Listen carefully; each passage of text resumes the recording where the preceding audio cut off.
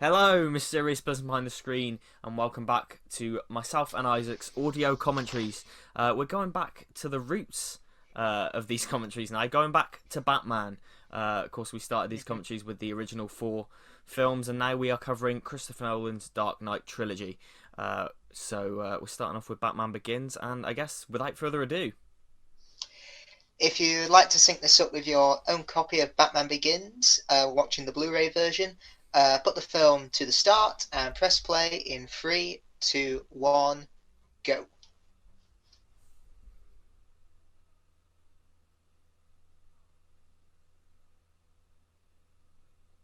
Controversial in saying this, but I think this is the greatest superhero trilogy ever made. it's pretty damn strong. It is really in terms of influence. I kind hmm of struggle to think of a more influential one. I think, hmm especially the second film. Oh yeah, definitely. I mean, I'd say the trilogy that's come close to this one is the Captain America trilogy because Winter Soldier and Civil War, they're some of the best comic book movies ever made. Oh yeah, I love the Captain America trilogy. And I really like the first one as well. That gets Oh yeah, overlooked. I do as well, yeah. Yeah, it gets overlooked. hmm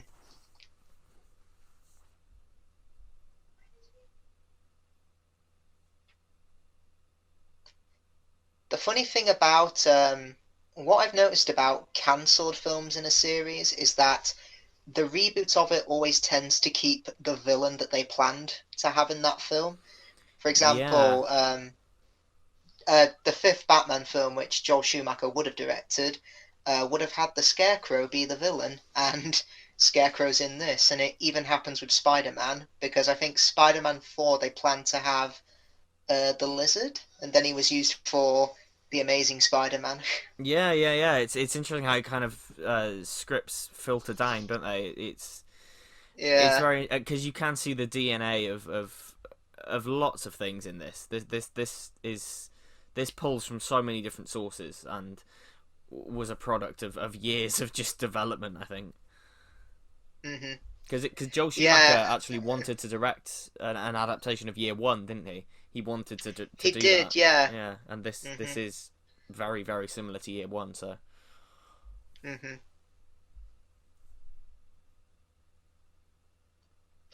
And I suppose this film definitely started the whole trend of reboots mm, because I can't really think of any film prior to this that, you know, well, rebooted a popular film series because, because I think before 2005 you'd have things like remakes, obviously, but yeah, I'm sure this was the first ever reboot. I would think so. Yeah, I mean, I'm struggling to think of one now. It's certainly the first one where I think it kick-started the reboot trend where now audiences know what a mm, reboot is, because I know there was, I seem to remember like when I was early in my days on the internet, there were people who thought that this was a prequel to Tim Burton's film. And in the same way, yeah. yeah, in the same way they thought Casino Royale was a prequel to Doctor No, when that obviously isn't the hmm case. But it's interesting that this is from an era where people we weren't used to seeing different completely separate universes on the screen yet. I don't think.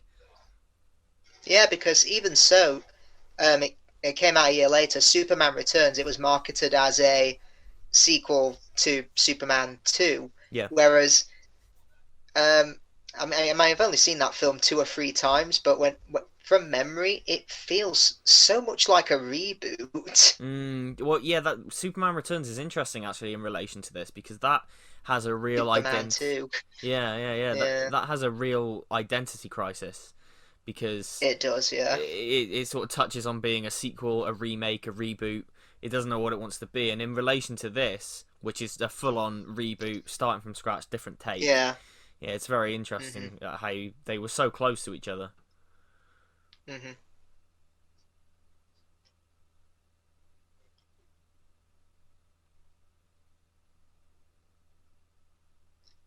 Because yeah, there's always debate on who did the origin better, you know, Tim Burton in 1989 or Christopher Nolan. But I think it's fun to compare them because with Batman 89, the origins are pretty much shrouded in mystery, so it allows the viewer to think for themselves. But here it's more given to you in detail, and I don't think either one is right or wrong. I think it's great to see both. Yeah, exactly, and I think it's interesting actually because this first film in the trilogy is a lot more similar to the Burton films than the other two. I think this one is a lot more comic booky than the other two are.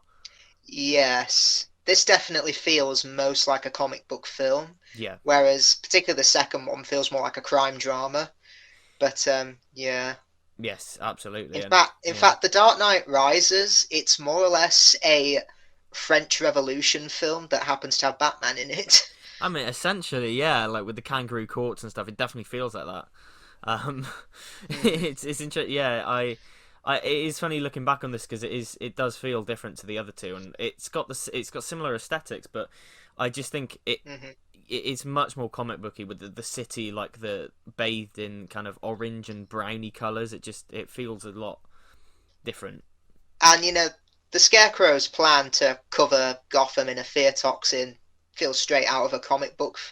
And Yeah, well, actually, it's the plot of an animated series episode, isn't it? Dreams of Darkness. it is. Yeah, yeah, because he's using the water Because supply. they. Hmm.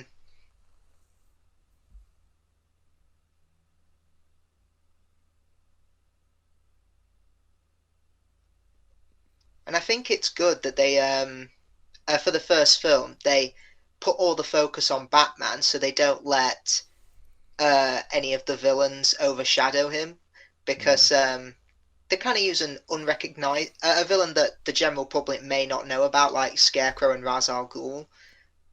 Yeah, so yeah, if they use the Joker, people will probably be paying attention more to him than Batman. But yeah, they were wise to keep it focused on Batman.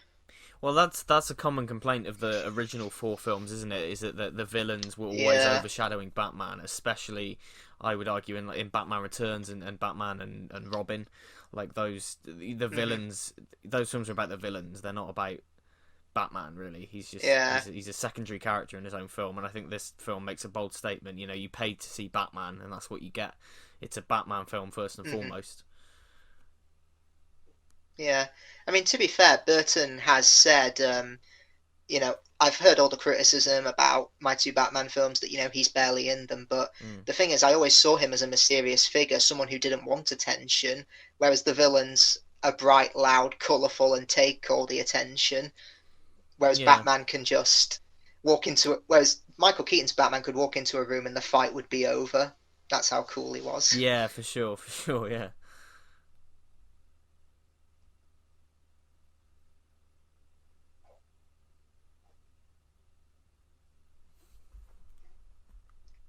And I do like how we've had from now two British actors who've played Batman because we've had Christian Bale obviously, and now we've got Robert Pattinson.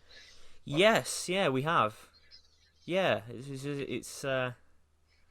yeah, it's like Spider Man almost with like Andrew Garfield and Tom Holland Yep, both British. Tobey Maguire is the only one that isn't British. Um, yeah, and Henry Cavill who played Superman, British as of well. course, yeah, of course. Yeah, Christopher Nolan has obviously he recently directed Robert Pattinson in Tenet, and he says I have complete faith in him that he will be a great Batman. Mm. Yeah, well, Christian Bale said the same thing recently. He was Hmm. asked, he was interviewed about it, and he basically said you don't listen to anyone else but your own Oh choices, your yeah. own judgment. Hmm. He said, if I can give you any bit of advice, just make it your own and don't listen to any of the criticism because look at what happened with Heath Ledger. So it's cool that Yeah, he's behind that, but yeah, yeah, because if you'd asked me 10 years ago that Robert Pattinson would be playing Batman, I'd probably say no, he cannot do it because of the yeah, whole Twilight thing. But I think in I think after Twilight he kind of did independent films, yeah, did he? yeah. Well, he's Kind become of yeah yeah. he's done lots since Twilight. He's matured as an actor, I think. And it's kind Hmm. of annoying that people still rag on him. Like they still say he's going to be a crap Yeah, Batman because those Twilight films. You know, the last Twilight film came out 10 years ago. it did. It's been Yeah. a while, like, and people change in 10 years, and he's matured as an actor since then, and he's done a lot of things. He's far from being Hmm. like the teen heartthrob that he was. It's like Zac Efron, really. Yeah. Like Zac Efron is no longer the Disney Channel High School Musical star. He's an accomplished actor. That's true. Yeah.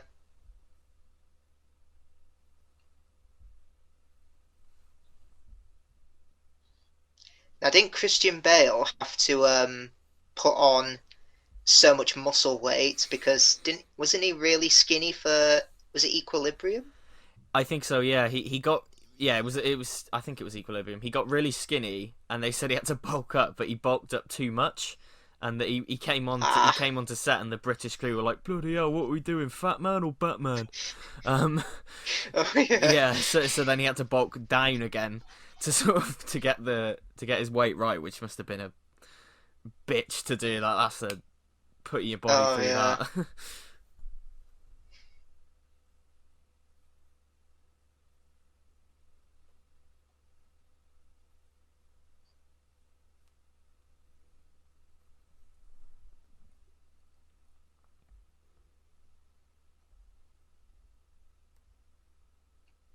Yeah, the out of order storytelling really does help, I think, Mm. because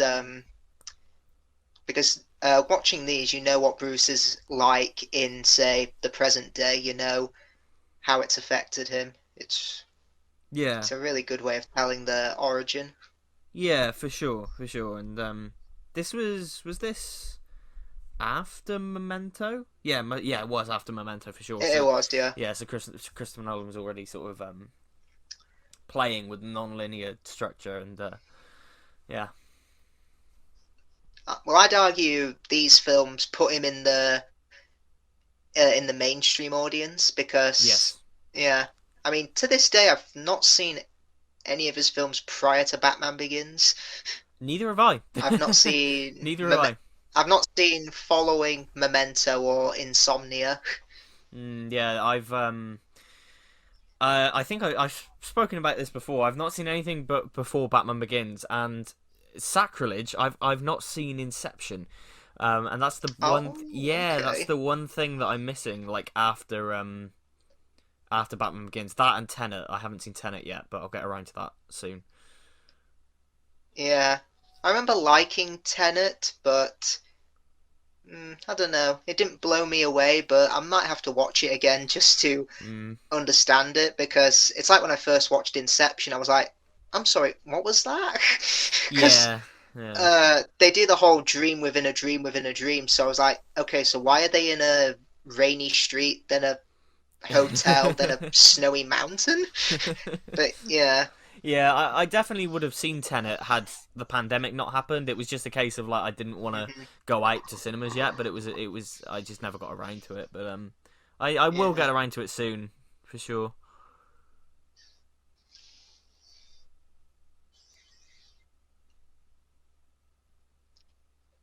I mean, the great thing about Nolan as a filmmaker is that he's touched all sorts of genres. So, comic book, sci-fi, war, Mm. action, and I'm just waiting him to do a horror film next.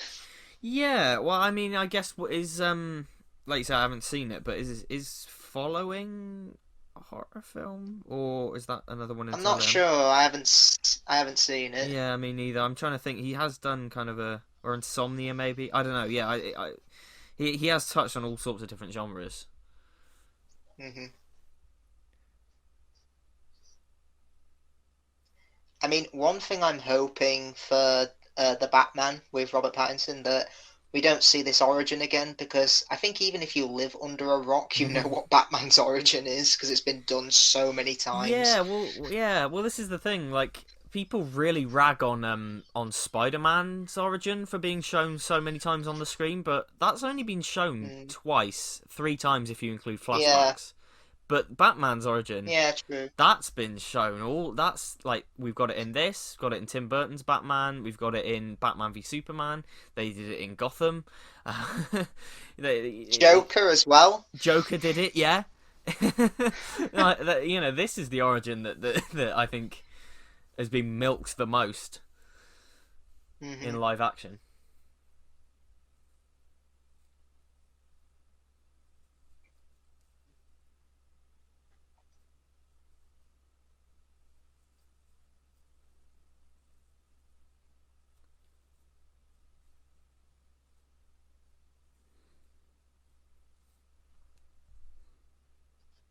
Gary Oldman as Gordon is perfect casting, I think. Oh yeah, Absolutely absolutely perfect. Yeah. Yeah, really. Like I can't imagine. Well, I can imagine other people playing that character, but it's one of those things where he's so like this is when I think of Gordon, I think of this version. I think he's fantastic, and yeah. I know we've got is it Jeffrey Wright playing him in the Batman? Yes, yeah, I'm looking forward to that. That should be cool. Mm-hmm. It should be really cool. Me too. J.K. Simmons had a damn good go in Justice League, but he by the nature of that film, he's obviously he's not really a focus, but I quite liked how he looked as Gordon. I mean, J.K. Simmons can kind of do no wrong for me, but I mean, he should have been against Batman and saying he's a menace to the entire city. yeah.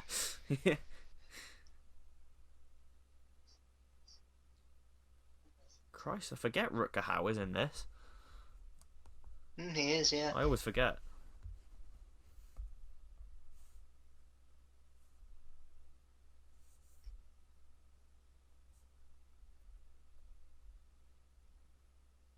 Christopher Nolan can really direct kids very well because I can't remember his name, but the actor playing young Bruce Wayne here is really good, and also the girl they got to play Murph in Interstellar is also really good. Oh yeah, Murph in Interstellar is fantastic. Like that film that film is very unique because that is one character played by three different actresses who all are giving like career best performances. Like just fantastic work. I remember watching the honest trailer for every Christopher Nolan film, and they were listing off all the traits, and one of them was the main protagonist's wife is dead. But what if we subvert your expectations and have the protagonist's girlfriend die? And it cuts to Rachel in The Dark Knight getting blown up. Then I think they cut to a picture of Christopher Nolan's wife, Emma Thomas, and they say, "Run!"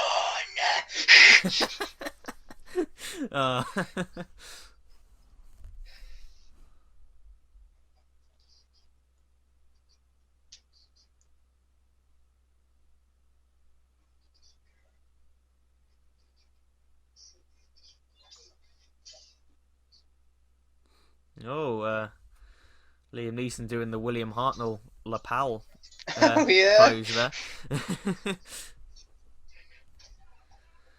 Now, my dear Bruce, you must learn to become Batman.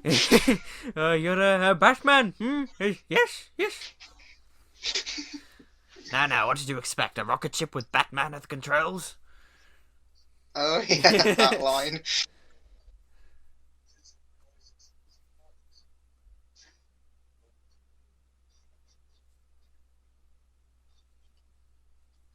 I mean, that scene in the Mr. Plow episode from The Simpsons where they meet Adam West, so many people have taken that now and memed it for other actors who've played superheroes. Like, I know they did one for Tobey Maguire, I think, as Spider-Man. I think he said, I didn't need Stark Tech to be the best Spider-Man. Pure Maguire. And how come Spider-Man doesn't dance anymore? Remember Spider-Man 3? Oh, I love it.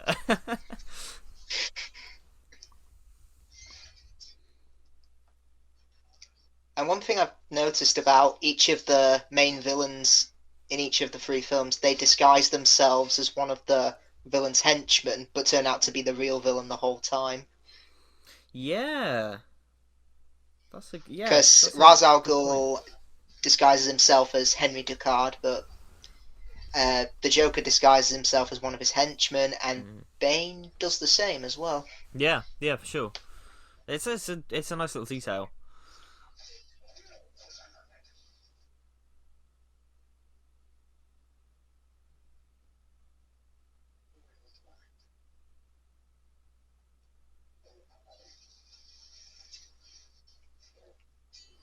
Now, I could be wrong, but I think they may have filmed this in just a day because I think the following day, when they came to do more filming, they found that the entire river had melted.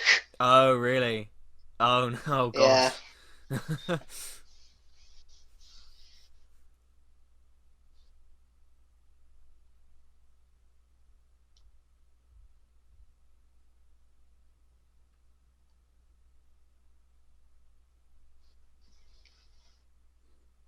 Now, the box office takings for this film were like just over 350 million, something like that. Mm. And I mean, it surprised me um, how many filmmakers said they were influenced by this. And yeah, it does surprise me for a Batman film. That's not too. I mean, it was considered a success, but it's not exactly mind blowing, is it? No, I think it was coming off the fact that the last Batman film was Batman and Robin. I think it sort of just Yeah, true. in the public consciousness, it was just a bit of a mess. Um, and hmm yeah, I think that's what it was coming off. Because didn't Superman Returns do better than this, or am I making that up? It did slightly better, but I Yeah, think Superman Returns cost a lot more to make, so yeah, hence why that didn't get a sequel, and this probably did. this did, yeah. Because it amazes me that this only got gross 300 million, and the following two films grossed over 1 billion. In fact, I think Mm. The Dark Knight when it came out, I think it was the fourth highest grossing film of all time. Now it's been knocked down to like 35, Oh which is yeah, such a shame. yeah. It really it's amazing how the landscape has kind of changed over the years, isn't it? With Yeah, remember yeah. when making $1 billion was like mind blowing? Now it's just the norm, I think, for Yeah, blockbusters. yeah, absolutely. It was a big achievement if you made 1 billion. It was like, yeah, you've made it, and now it's hmm just like you say, it's most, the majority of Marvel films do that. hmm Yeah, because I think the first one to do it was Titanic, wasn't it? And then I Yeah, think yeah, Return of the King was the second, something like that. which is mind blowing, really, for a nearly 4 hour Mm, film to do that. yeah.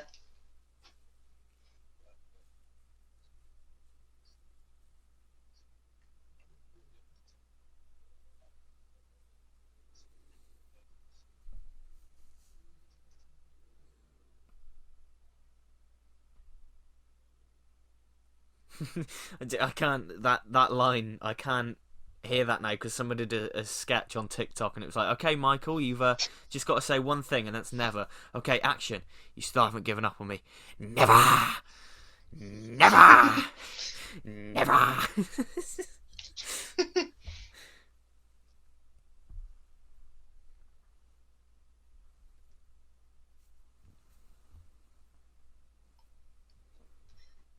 Now I know for Christian Bale's screen test when he was in the suit, I think he used Val Kilmer's suit, it that was used in the climax to Batman Forever. Yeah, he did. There's footage of it, and I think Cillian Murphy's uh, screen test for Batman used his suit with the yellow emblem. hmm I think I've seen that.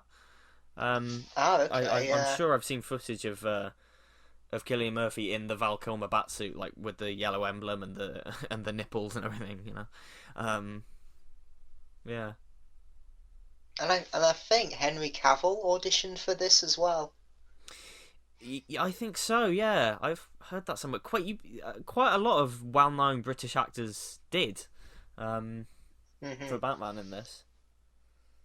Yeah, because I think he also auditioned for Cedric Diggory in Harry Potter and the Goblet of Fire. Oh bloody hell! And yep. And I'm sure he auditioned for Bond as well for Casino Royale. Oh yeah, yeah. I mean, that everyone always says like who should be the next Bond. Henry Cavill is a pretty. I keep coming back to him for Bond, but hmm I just think Maybe it's the wrong time now. Would it like before Superman? Maybe, I don't know. Yeah. I mean, I'd argue his big break came with the TV series The Tudors, where he played the Duke of Suffolk, Uh, King Henry VIII's best friend, and he's really good in that, despite the fact he looks 25 and should be playing a 60-year-old. well, that's the curse of Hollywood. Yeah.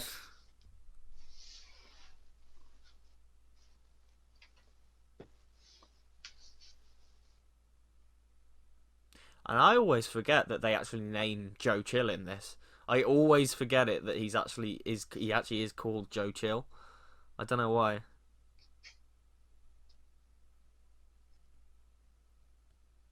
I'm surprised. I know Joe Chill's a real character in the comics, Yeah. but I'm surprised some fans haven't said, "Oh, is this Christopher Nolan's wink to Mr. Freeze?" No, it probably isn't, because with the realistic tone he took, some villains wouldn't have worked in this universe, Oh like yeah. Mr. Freeze, Killer Croc. Yeah. Trying to think of some more outlandish ones. Yeah, some of them would not have worked. Yeah.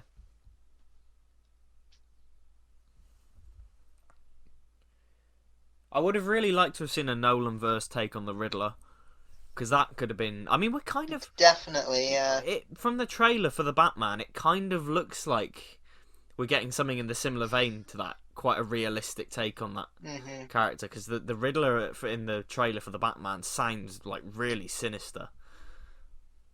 Yeah, I'm sure. Is it Paul Dano? Paul Dano, Is yeah. that how? Yeah, yeah, I'm sure he'll do a good job, and I'm glad they've used a villain like the Riddler rather than just going for the Joker again, because Yeah. just getting a slight, particularly with Joker getting his own film, he's just getting a little bit old now, and yeah, I hope they bring out some more lesser known Batman villains for the future, like Clayface or the Mad Hatter or Mr. Freeze, maybe. Ooh, Clayface would be good. That'd be a really cool one. I'd like to see the Penguin again, because we haven't seen him in a film since Batman Returns, and he's kind of been the least adapted one. Yeah, well, I mean, some fans may have got their Penguin fill because of Gotham. He's one of the main characters on that, and Yeah, true. yeah, but I know. Well, isn't the Penguin showing up in the Batman, but just as a cameo, or just like Oh, a I'm not secondary sure. villain? I'm not sure. Maybe. I hope so. I really hope so.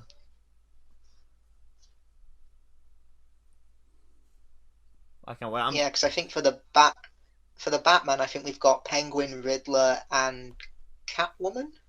That's yes, because Zoe Kravitz is playing Catwoman, I think. Yeah. Didn't she voice her in the Lego Batman movie, or have I made that up? No, I think you're right. Yeah, I do think you're right there. I can't wait for the Batman, because I'm just excited to see a superhero film that isn't connected to any universe. I'm so and like not just that, a big character like Batman getting a standalone film. It's such a novelty now. I'm just excited. Like I want that. I want Robert Pattinson to get a trilogy of his own that are all just like these I hope films so. are. Yeah, Just standalone, a standalone story would be so cool.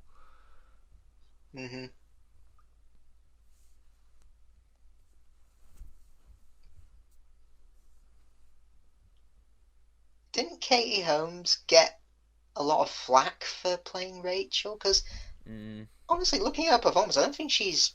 I mean, I think she's pretty good. She's not terrible. She's not bad at all. People really rag on her in this. They say she's so wooden, and so glad they recast her for part 2. But like I think she's all right. Like Yeah, she's not bad. I'd say Maggie Gyllenhaal is better, but yeah, I wouldn't have gone as far as to recast her. But then she didn't want to do the sequel, did she? No, there's something around that. I've never really read into it properly, but yeah. And that is weird. That's the kind of thing that I would. Christopher Nolan now, I don't think would like to recast someone in a sequel. I just get the sense, because obviously he's become quite. I don't want to say pretentious, but he's become quite like picky, I guess, over the years. Yeah, especially with everything surrounding Tenet, where he was like campaigning to get it into cinemas when we were all still in lockdown, and mm, it's just like, Chris, it's not safe. It's really not safe at the I moment. get that. Yeah. Yeah.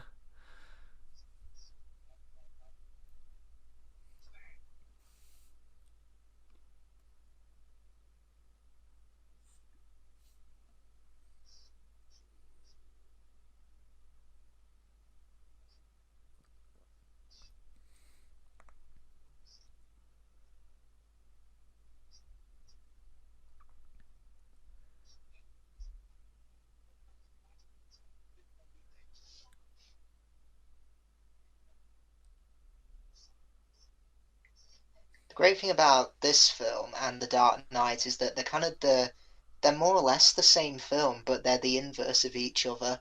For example, in this one, yeah, they establish Gotham's a complete trash dump. Yeah. Mob and crime bosses reign supreme, Mm. and in the good guys' desperation, they turn to someone they don't understand, which is a man dressed up as a bat. And in the Dark Knight, it starts the opposite way around. Batman is cleaning up the streets, and crime is starting to come down. And in the mob's desperation, they turn to someone they don't get, the Joker, Yeah, yeah. Ah, that's and it ends in a mm. catastrophe.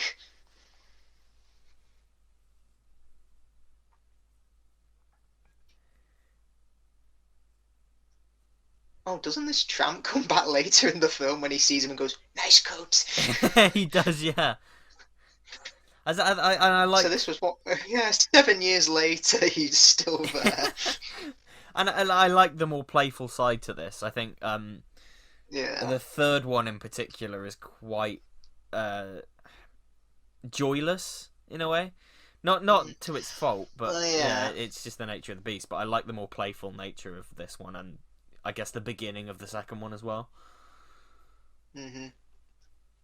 Yeah, because the main motif and theme running through this one is fear. The Dark Knight, it's chaos, Yeah. and Dark Knight Rises, it's pain. Yes. Yeah. Absolutely.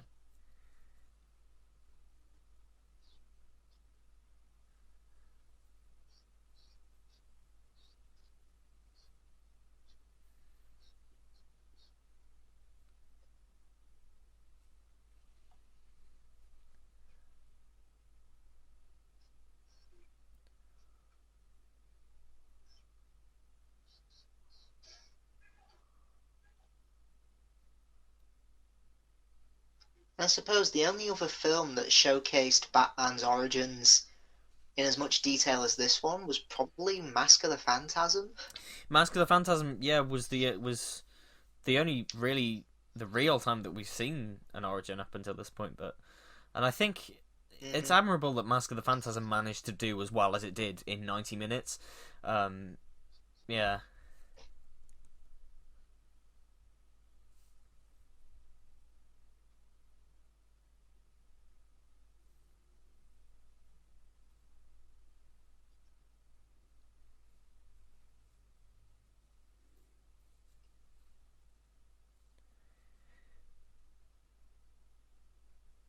And with Ra's al Ghul in this, the Lazarus Pit is not mentioned, is it? not at all. No, they've The removed thing that. that keeps him alive for thousands of years or something like that. Yeah,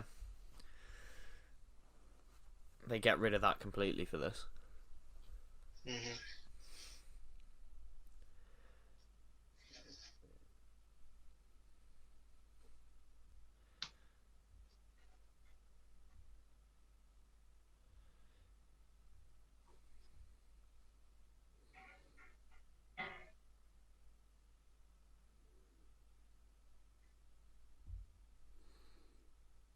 If I did have criticism of this film, it's that some of the fight scenes are a bit clumsily shot They because are.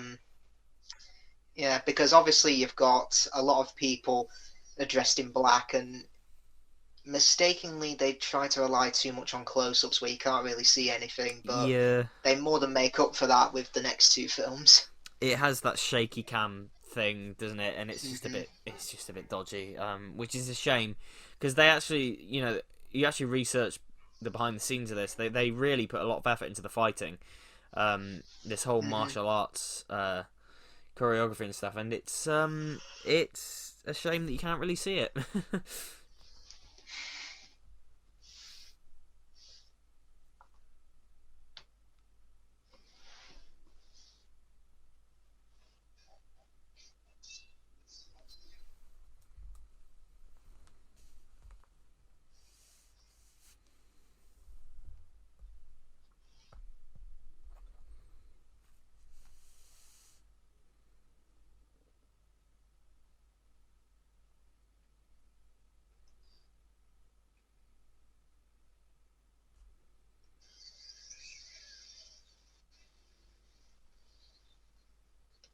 think the only CGI element in this film is the bats. Well, I yeah, think. and Yeah. and the nightmare Batman later on, I think, Yeah. when Jonathan Crane sees him and he's like this monster, I think. hmm But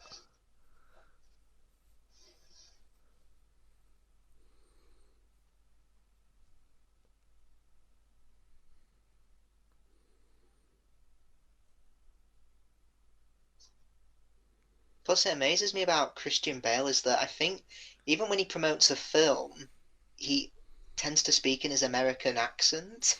yes, because for years I didn't realise whether he was British or American Yeah, true. because he really commits to the It's role. so funny on that infamous Terminator rant. He sounds American and British. Oh What yeah. the fuck are you doing? Now don't just be sorry. Think for one fucking second. God, you're an amateur. Oh, good for you. All the way in front. Yeah, no, Yeah, no, no. yeah, he really went off on that, and yeah, Michael Caine said. I mean, I was shocked because you know, he's a very gentle person. He never swears in conversation, and he did. I think Michael Caine did say. I know he ranted for about what 10 minutes. I mean, I bet him because I once did about 15 minutes where I was angry. Yeah, I mean, history's repeated itself there because the Tom Cruise rant recently was very similar to that. Yeah, what film was that on? It's on the upcoming Mission Impossible film because there were two crew Ah, members who weren't social distancing, and he went oh, completely over the top. Like, there's audio of it online. It got mhm. leaked, and yeah, it's very similar to the infamous Bale freakout. Yeah. I mean, not really actors, but I know there's been directors who've been quite abusive. I mean, recently it's come out with Joss Whedon and Yeah, was it Ray Fisher, wasn't it? Yeah. yeah, Ray Fisher. Yeah, I, Because I can't look at that. I think it's a Comic Con or something. I can't look at that clip the same way anymore when he says something like Joss Whedon was a great replacement for oh, Zack Snyder and he did the best he could. Like just knowing what he said now, you can tell he's probably internally screaming yeah, most that he has to likely. say that line. Yeah, and that It's like it's that scene in The Simpsons where Smithers kidnaps Tom Jones and says, "That's right, keep smiling." yeah, God, yeah, absolutely. It's Oh, that the Joss Whedon thing has really tainted a lot of things for me yeah. because he was so prominently listed. Like, it was, yeah, from the creator of Buffy and Firefly comes the Avengers, Joss Whedon, God of the Nerds, and it's just like, it's really tainted it. I can't. Yeah, because I've not seen the Snyder cut yet, and to this day I've not seen the theatrical cut of Justice League. But No, why? isn't there a Buffy reference in the theatrical cut that's not present in the Snyder cut? Something like that. I don't remember, to be honest. Uh, yeah, because I've seen a picture of it where it says the Whedon cut versus the Snyder cut. I think it's I don't know Aquaman saying, "Oh, like Buffy," and Flash is like, "Yeah, I watched that show," Oh, and then it just goes to the Snyder cut that says, "Not in the film." yeah. No, well, that's the thing about the Snyder Cut pretty much anything that wasn't shot by Zack Snyder isn't in the film anymore. So it's yeah, Oh, and then Zack Snyder used everything he shot. This is why it's 4 hours long. He used 90% of and what he actually shot. yeah, yeah. Honestly, I'm glad he got it. He got his vision made because Mm, obviously he's a director and he wants his passion out there. yeah, yeah, But to be honest, I think even if he didn't have to step away from the original due to a family tragedy, I highly doubt Warner Brothers would have let him release a 4 hour cut into oh cinemas. no, It no, would probably have been yeah. 2.5 hours at most, and then probably a 4 hour cut on home media like Batman v Superman. Yeah, exactly. The Snyder Cut is a very, very, very polished work print. There's no way that Hmm. this would have been the version in theaters in 2017 at all, Hmm. because it just would have been unreleased, and especially because it's in 4:3, they just wouldn't have, they wouldn't have done that. um, Oh, that became a meme. Some of it put it with Doctor Who or something like Time in the Rani will be presented in 4:3 to match the creator's original vision. yeah, yeah. It is a shame because yeah, I will never watch the theatrical cut again.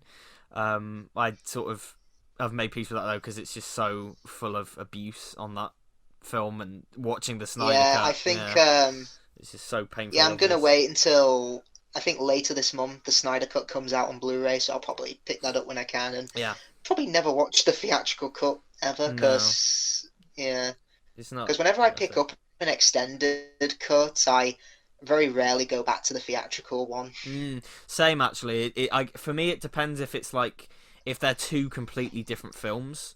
I will, if I've never seen it Yeah, before, I'll watch the theatrical first and then the extended or director's cut or whatever. That's I'm like that. yeah, Yeah. and then I'll whichever version I prefer is the one that I'll watch from now. It's like I did that with Alien 3 because I knew Alien 3 was like Hmm. two different films really, so I watched them both back to back, and that was a fun day spending 6 hours in a in a film where all the characters are rapists and murderers. Yeah. That was a fun day. I mean, the only time where I often have to decide which one I have to watch is probably Superman 2 because yeah, Yeah, I can't decide whether the theatrical or the Donner cut is the definitive version. yeah, same. I mean, for me, neither really. They both have good points in them. Mm, That there's, my definitive version would be a combination of the two, but definitely, as yeah. I've grown older with Superman 2, you can really tell what is Lester and what is Donna because Margot Kidder in particular looks so different, and I never ever noticed it as a Mm, kid watching the theatrical cut, but you can really see that like years have passed between the yeah, two and shoots. yeah, because particularly in the Fortress of Solitude where Clark Kent is by himself, the difference in when he screams "father" is just so different. With Mm, Donna, it's like "father," yeah. and with Lester's version, it's really more powerful. I think the "father." Yeah, yeah. Well, that's what I mean. Like, because Lester had to reshoot some stuff. I think that parts of the theatrical cut are stronger because the performances are better. Hmm. But then also, I Yeah. think the Donna cut has a better structure. So it's weird, like, because it's just a combination of the two for me. Is the definitive cut, but yeah. Hmm. And it's very much like that with Justice League because if you watch the theatrical cut, you can just it's so painfully obvious when something's been reshot. Because it just suddenly the film just looks completely different and it's way brighter, and Yeah. it's a Frankenstein's monster of a I film. know. I think when they were putting out their plans for a DC extended universe, Yeah, I think Zack Snyder planned to do 5 films, which would be Man of Steel, Batman v Superman, and apparently 3 Justice League films. yeah. Well, there's some confusion about that as well because the Justice League was meant to be two parts. It was meant Hmm. to be part one and part two, and I guess the Snyder cut is basically those two films into one because Yeah. it's so long. And Hmm. it definitely feels like that. But yeah, I don't know. I mean, it depends on whether or not the Snyder Cut gets a sequel, which I don't think it will. But Yeah. because recently Warner Yeah, Brothers because pissed off the obviously fans because they yeah. uploaded a new trailer for Joss Whedon's cut, and it's like, Jesus, you Oh. just spent like God knows how much money finishing Zack's cut off, and you've just uploaded a new trailer for the old version, which pretty much everyone has agreed is just dead. Hmm. Now, this character here talking to Rachel, it was originally going to be Harvey Dent, Yes. but Yeah. I think Nolan didn't want to do too much sequel baiting because with this there was no guarantee that they would get a sequel. So No. that's why it is a pretty standalone film, even though it is an origin Mm. story. But it still works well in the context of the trilogy. It really does, and it hints at a lot of what you need for an ongoing Batman universe. You know, if this was the only thing we got, like the Joker tease at the end, the fact that we get a cameo from Zaz, a very Hmm. minor role and everything, and yeah, it would work as a standalone film. In fact, I think this and The Dark Knight work just on their own as standalone films. Not so much the third one, because obviously that deals with the fallout of the second film, but you Yeah. could absolutely watch Hmm. the second film as its own thing, because that sort of starts of like, it's a bit of a recap almost of, yeah, Batman's been around for a Hmm. little bit. Here's what he's doing. Here's what, you know. So Hmm. And I'll say this about Bale. I do have one criticism, and no, it's not just the voice, but sometimes when he's not speaking, he tends to have his mouth open. And yeah, it's a bit like breathe through your nose. You don't breathe through your mouth when you're not speaking because you just look like you're just like you're going. well, he pulls some really goofy facial expressions in these films, and It it's does, yeah. I have no problem with And it, that, but it's just funny. and it's such a shame about the voice because I'd argue this is the only film where they completely nail it because Mm. he makes an effort obviously to change it, but they don't go too overboard and have him go, Where is it? Well, yeah, exactly. Like you said, the voice in this one feels like a Batman voice. He feels like he's changing it. He's just Mhm. trying to mask his voice. You got a bit of the gravel in there, but it works. Come to the third one, like you say.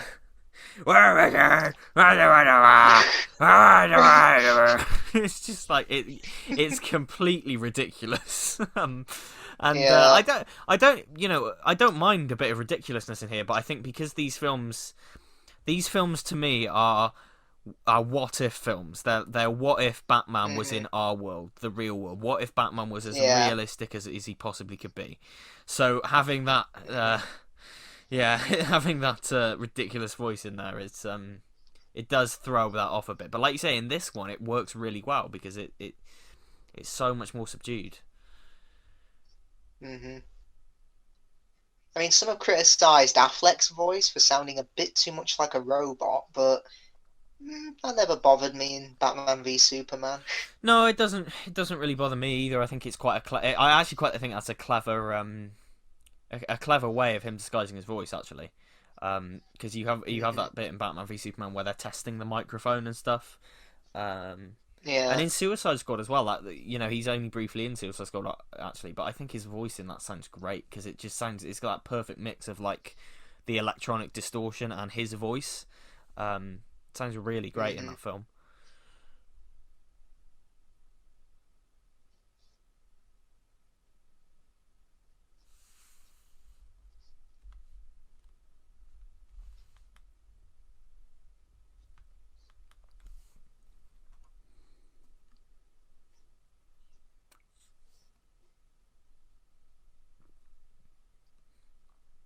Plus, I really do like Cillian Murphy as the Scarecrow Oh yeah. because, yeah, he looks. Because it's weird, when I think Jonathan Crane, I don't think a really handsome man. I just think someone who's kind of weedy and pathetic. But obviously, when he puts on the Scarecrow outfit and uses the toxin, he's really scary. Yeah. But here it's like he's really good looking, so you wouldn't really suspect him, but puts on a mask and he's terrifying. Mm. Because yeah, like you say, even despite his appearance, he does. There's this air of just unease about him. I think he looks a bit Hmm. off. like you say, he's not. He's a good-looking guy, but he just there's something about him that feels a bit off. Whether it's the hair or the glasses or just the mannerisms, something feels off about him at all times. I think, and I think he plays it really well. I think I love him as the Scarecrow. Yeah, it's kind of a shame in the next two films he's just resorted to a cameo. Mm. And yeah, he's easily taken down in The Dark Knight, isn't he? But yeah. Mm. I think it's nice they did that though, just to keep that recurring presence alive. By hmm the third one, it did feel a bit like they were obligated to do it, but I do like his role in there in the court and everything. But yeah, hmm Yeah, some were arguing that oh, if Heath Ledger was still alive, would he have been the judge as the Joker? And I'm just thinking, no, I really don't see him no, taking orders from Bane. no, He was pretty much his own man. yeah, there was no way he would have done that, and I think they didn't they say he was going to be a cameo in the film, like he was gonna be in the breakout or something, but I don't know. Well, I think it might be in the comic book adaptation or the novelization of The Dark Knight Rises, where I think two of Bane's henchmen go to Arkham Asylum. They like open the hatch door, they hear laughter, and they just and I think it might be Bane who comes along and says, "No, leave him," hinting Oh, that they're not gonna let the Joker out. oh, okay, that's pretty cool. That's pretty that's quite cool actually. I suppose they could have done that in the finished film, but I guess it was out of respect of Ledger. Um, Yeah, because he's not even mentioned no, at all. no, he isn't. Which is a that I always find that weird because obviously they didn't want to recast out of respect, which is absolutely fair enough, and they didn't want to do anything there. All good. I always find it weird they could have just mentioned him like what he was doing. Because especially because hmm he is the star of the second film. He definitely is. Yeah.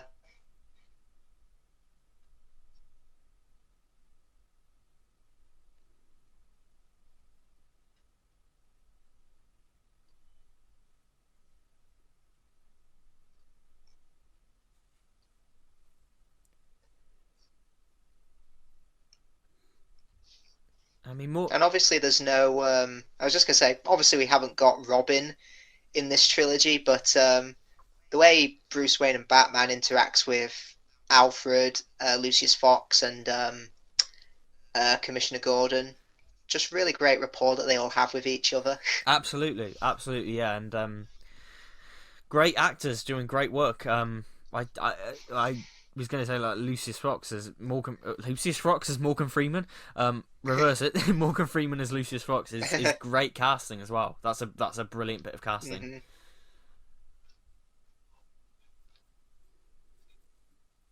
But then again, we technically do get Robin in The Dark Knight Rises. I like your real name. Oh You should use yeah. that, Robin.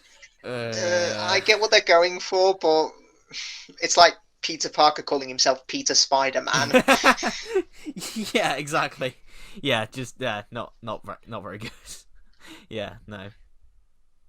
I mean, I can remember when they announced Batman v Superman in the summer of 2013. So many people before they announced Ben Affleck's casting, so many people were theorizing, "Oh, we're going to get Christian Bale and Joseph Gordon-Levitt in as Batman and Robin." Yeah, yeah. But did they ever ask him to do Batman v Superman? I don't think so. I got the impression that Batman v Superman was always meant to be its own thing because I do find it really odd that they would throw this hyper realistic Batman into a film with aliens hmm and gods and monsters and all that. Yep. Yeah, I don't think it was ever a consideration. hmm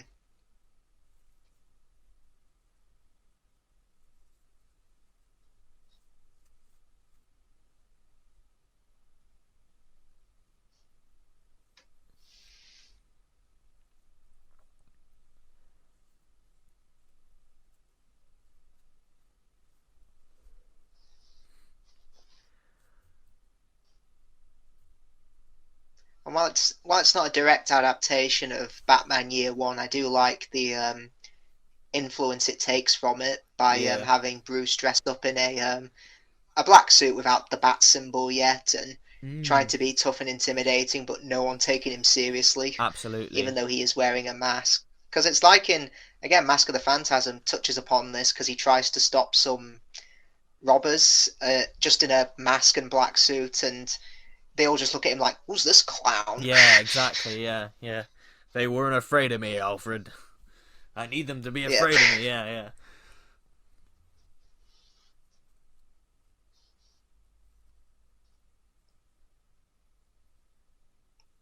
Took me a while to realise, but isn't he holding a stapler to his neck?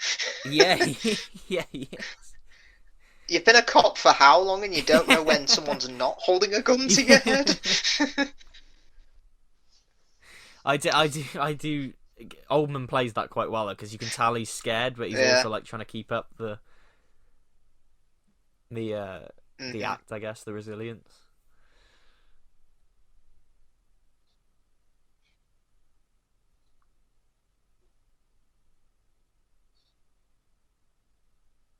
Imagine if he left the stapler behind. Staple man?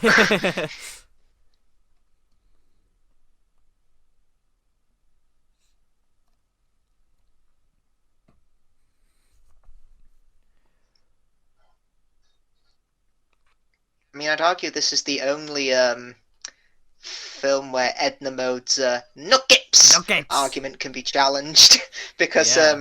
obviously here he's trying to land, but it's really clumsy, and the cape acts as a parachute. Yes. Absolutely. Do you remember Thunderhead? Tall, storm powers, nice man, good with children.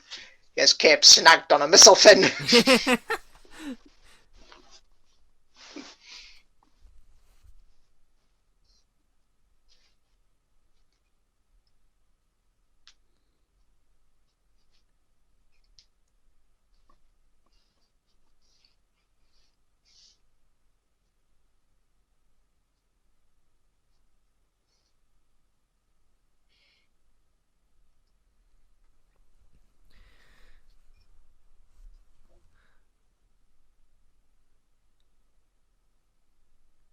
I know that there's a fan edit of American Psycho which is called Bateman Begins, and it combines footage from this film and that film to create Oh like a wow. backstory for it, and it's a full length film that someone's created. Yeah.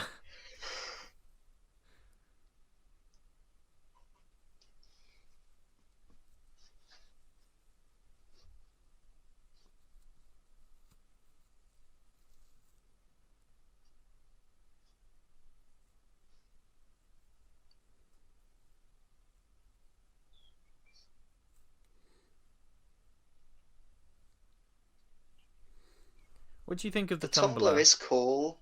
Oh yeah. I do like it. I think it's I just kind of like the kind of slicker Tim Burton one. This just looks a bit too big and bulky. Because I imagine the Batmobile is something that blends into the shadows, just like Batman. And it's kind of why I prefer the is it the Bat Pod they call it, the bike? Yeah. Yeah, because I think the way Batman's cape flows in the wind just looks so cool. Yeah, for sure, for sure. And this, yeah, this is a bit too much like a tank. I think a little bit too much like hmm a tank. It looks cool, and again, Yeah. it fits the kind of Elseworlds hyper realist nature of everything. But hmm yeah, Yeah. Because they never call it the Batmobile, do they? They just call no, it the Tumbler. yeah, or the car. It's either the hmm car or the Tumblr. Yeah, and I mean that we'll talk more about this when we get to the second one. But unfortunately, this trilogy gave people all the wrong lessons because this led to everything being rebooted as dark and gritty and hyper Oh realistic, yeah. and that unfortunately that led hmm to the belief for years that for a film to be good it had to be realistic, which isn't the case. And dark, yeah. Yeah, which absolutely isn't the case. But we'll talk about more. We'll talk I about that mean, more when we get to the it was second one. so it was so ironic when we got to a film like Avengers: Infinity War that did um and Captain America: Civil War, I'd argue, that did mature and dark themes better than DC was doing. Well, And yeah, then, yeah. funnily enough, when funnily enough, when Justice League, the Joss Whedon version came out, obviously they were trying to put more humor in it to be a bit more family friendly and like the Marvel films. But Uh, by the time they were doing that, Marvel was already trying to take their films in a bit of a darker direction as well. yeah, exactly. Yeah, he looks like Freddy Krueger. What the hell are you? I'm Freddy Krueger. um, but yeah, no. Going back to what you're saying, yeah, it's interesting that the weird pivot in the last few years of like studios just learning all the wrong lessons. So you've got this, which led to so many studios trying to be gritty and realistic, and rebooting comic book films is so gritty. And then Marvel came along and with the Avengers, which was quippy and bright and colourful, still realistic characters and And everything. everyone tried to Yeah, make their own cinematic universe. exactly. Well, yeah, that's another thing, isn't it? But yeah, and you've got in the Whedon cut of Justice League as well. There's this weird bit where that was clearly a reshoot where Batman and Superman meet for the first time, and Okay. and Superman goes, "Oh, you don't have to pretend that you like me or something," and Batman, this is so awkward, and Batman just it's this awkward close up. He goes, "Well, I don't not like you," and there's just this. It's really bad because it's just not. It's just And so there's that. forced. I've seen the clip of it. It's where in the Whedon cut where Batman gets up after a fight or something, and he says like, "Yeah, that's definitely Yeah, a lot of bleeding." yeah. It's Something's like, definitely oh, bleeding. Yeah. you took one of his most intimidating lines in BVS and just turned him into a joke. Yeah, exactly.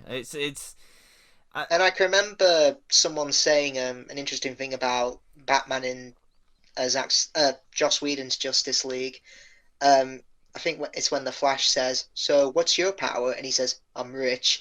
I think someone said that sounds like something Lego Batman would say, not the real Batman. Yeah, well, funnily enough, I thought that was a Joss Whedon shoot. That's in the Snyder cut. So that must have been a part of Oh, that. okay. I think it's a different take, but even so, it must have still been in the what he shot, which is interesting. In general, there was more humor in the Snyder cut than I expected. Um, yeah, Okay. it's just not to the levels of the theatrical version where it's so kind of forced in. I mean, I remember someone put this up as a joke. Hashtag release the Neil Gaiman cut of Nightmare in Silver. Oh my god, please. That is something I would love to see because I'm sure it was originally a two-part and he would have nailed it Yeah, if yeah. if that episode was two. Make it two parts, cut out those annoying kids, and yeah, we could have had a perfect Cyberman story. Well, yeah, it would have been great. Release the game and cut. Would have been great, and it just got so messed around with in production, didn't it? And a lot of that script isn't actually what Neil Gaiman wrote, is it? It's all. It's. No, because wasn't it called The Last Cyberman? And he Mm, did he leave it in the back of a taxi, or was that somebody else? I don't know. I've heard that story before. I'm not sure if it was him or somebody else, but yeah. It was meant to be Mondasian Cybermen, but Oh yeah, no. that it was going to be a part of it, and it was going to end on a cliffhanger of a classic Cyberman waking up.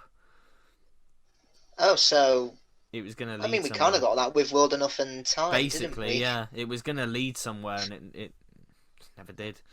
Um, but Almost like Moffat saying, "I'm sorry. yeah, I will exactly. I will put this right." Yeah, exactly. But speaking of alternate cuts, have you heard the news about Batman Forever recently? Not yet. There No, if is they. there's a campaign to release the Schumacher cut, and Yeah, I'd love to see it. Akiva Goldsman, the producer, was in an interview and he said, "I have seen the longer cut." He says, "I've seen it." Oh, He says, "I don't know whether they'll release it, but I've seen the work print that we had. They invited me in for a screening of it, and it was really good." Um, so oh, release it, yeah, please. I'd love to see so I it. mean, we know it exists now. Now that he said that, we definitely know that something exists, and it hmm require far less work than like the Snyder cut, for example, because there's not much to finish.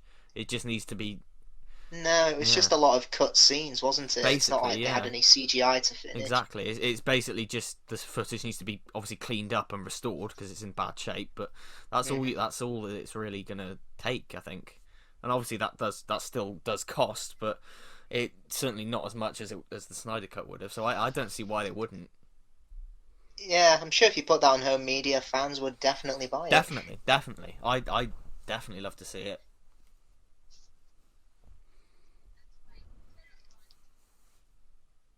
Yeah. Yeah, his voice here when he's about to speak. If he kept that for the whole trilogy, it would have been perfect. Yeah, it's so good because Hmm. it does sound different to Bale's own voice, but not not like he's But not been. too over the top. It's the perfect Yeah, balance. it's not like he's been gargling razor blades or something. Hmm. And I must admit, this suit in this particular film, just going back to that whole bloody hell, what we doing here, Chris Batman or Fatman? Just from the side, he does look a bit on the chunky He side. does, yeah. I don't know whether it's Bale's build or whether it's the suit because yeah, the suit in this one never looked right to me, but No. I think the one that we get for the next two films is a lot better. Plus, also Yeah. in the Dark Knight, he can actually turn his head.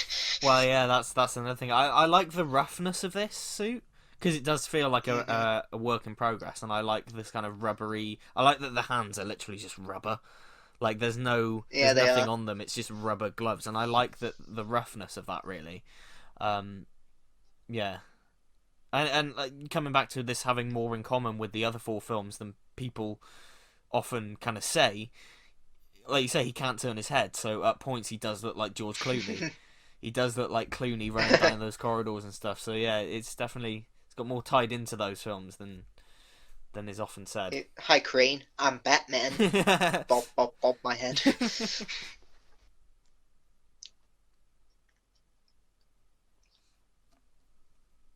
Now, Colin McFarlane here, again, had no idea he was British until I Yeah, think it was. He's in Under the Lake, isn't he? he is. Yeah, yeah, And I swear he uses his British accent in that because he's in Torchwood Children of Earth, and obviously he's playing an American general. So for ages I thought he was American, but yeah. his accent's really good. There's a lot of British actors in this. The secretary earlier was, I believe, she was in The Long Game.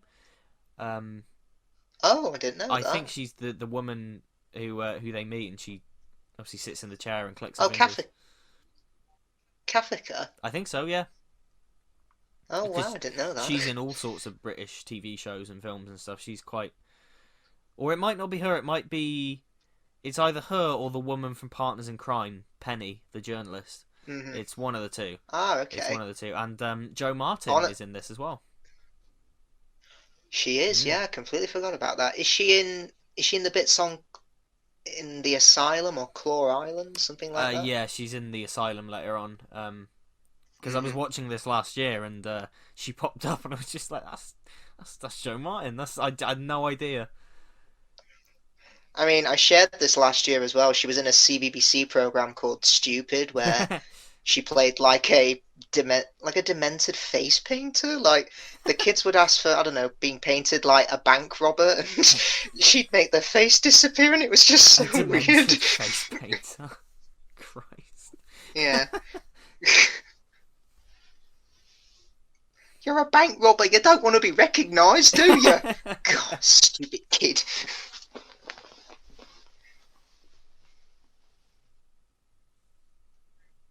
Yeah, I think it's great that actors who start in just small roles in Doctor Who end up having their careers taken off. Like, oh, what's his name? I can't say his last Oh, name because he was in. Daniel Kaluuya.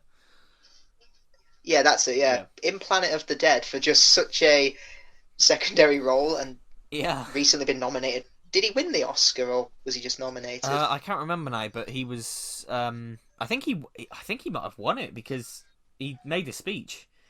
Um, Oh, that's so I think he brilliant. might have won it. And Yeah.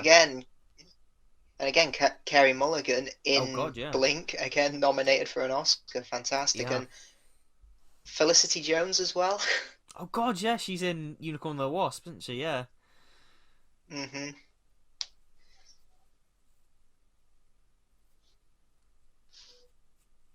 Yeah, I do like this aspect of Bruce Wayne's character. Like, he maintains an immature personality to obviously throw off suspicion because, like, yeah, it maintains like this fancy, carefree lifestyle, and because no one would suspect him being Batman if he's just a drunk who doesn't care. Yes, exactly. Yeah, and I do wish that they lent a bit more into the damaged Bruce Wayne, because I think the animated series is still the only adaptation that's Hmm. gotten both right. Like, he puts on this, he's three performances: Batman, party animal Bruce Wayne, and Bruce Wayne when he's alone by himself in the Hmm. in the quiet and the dark. And I think the animated series version is kind of the only version that's Yeah, in kind of the got that. animated series, they do. Yeah, they get all the right balance Yeah, where you've got Bruce Wayne alone in the Batcave, and also him actually running Wayne Enterprises, yeah, and and obviously being kind of a party animal, yeah, exactly. and being Batman.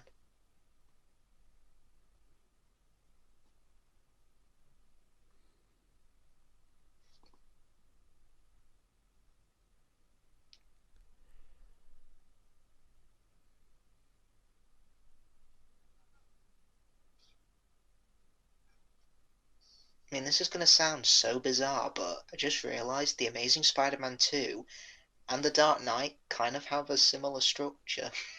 They do. They very much Yeah, do. because you've got a minor villain who's defeated early on, Scarecrow, Rhino. You've got the main Mm. villain, Joker, Electro. You've got the good person who becomes a villain, Harvey Dent, and then Harry Osborn. And also, they both kill off the love interest. They do, yeah. Oh god. And yeah, yeah. Oh bloody hell. I never thought of that. Although, yeah, there's quite a bit Yeah, I of don't think quality difference between the two. anyone will look at that the same way. Yeah. Yeah, God, imagine Paul Giamatti's though. Rhino in this film. I am the this is not Rhino. this is not end, Batman.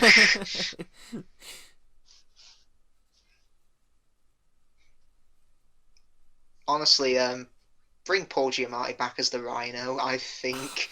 Wow. I'm sure he went on a. There's Joe There's Joe Martin. Yeah, Martin. no, there's Jesus. Yeah, I'm sure he would have loved to have been the Rhino for a film, for like his own film. Yeah. Bring him back. I mean, wow. We're getting Alfred Molina's Doc Ock and Jamie Foxx's Electro, so why not? Anything is possible. Yeah, right. Like, who knows what's happening? Icing on the cake, just bring back Willem Dafoe and Dane DeHaan as the Green Goblin. And James Franco as well. Just Oh like, god, yeah. which one is the real Harry Osborn? Which one? The one that looks like a demented goblin? The one that looks like a Power Rangers villain? Or the one that looks like a snowboarder? Hmm.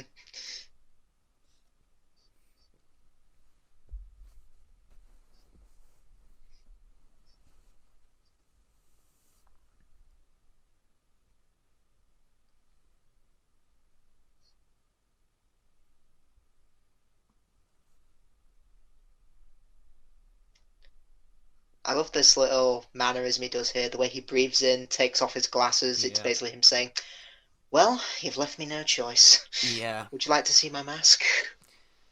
It's he's so good in there. It's amazing. He looks so Yeah. different in this compared to what he does now. He's Hmm. yeah.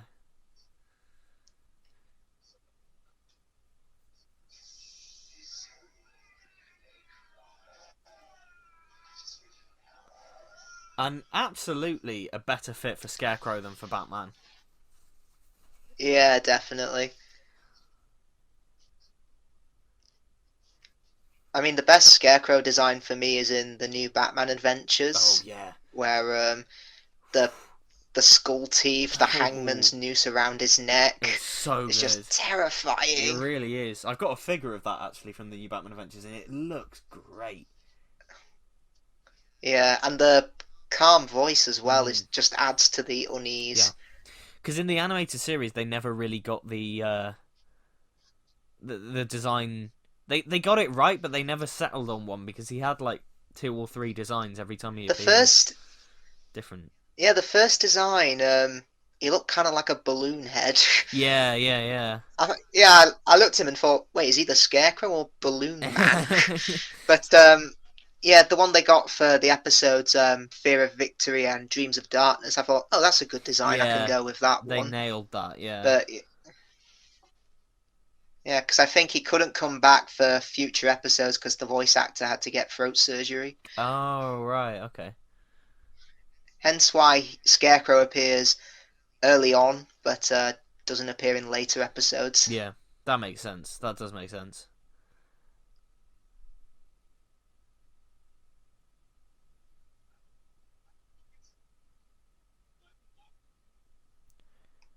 Sorry, this just reminds me of Spider-Man. You could have taken that guy apart. Now he's gonna get away with our falafel. I missed the part where that's my problem. But speaking speaking of that, I for a moment then I thought that guy was Mr. Aziz from Spider-Man 2. For a flash there. Go! Go! I really thought that was gonna be Baka, you're late, man. Always late, huh? Joe's 29-minute guarantee is a promise, man.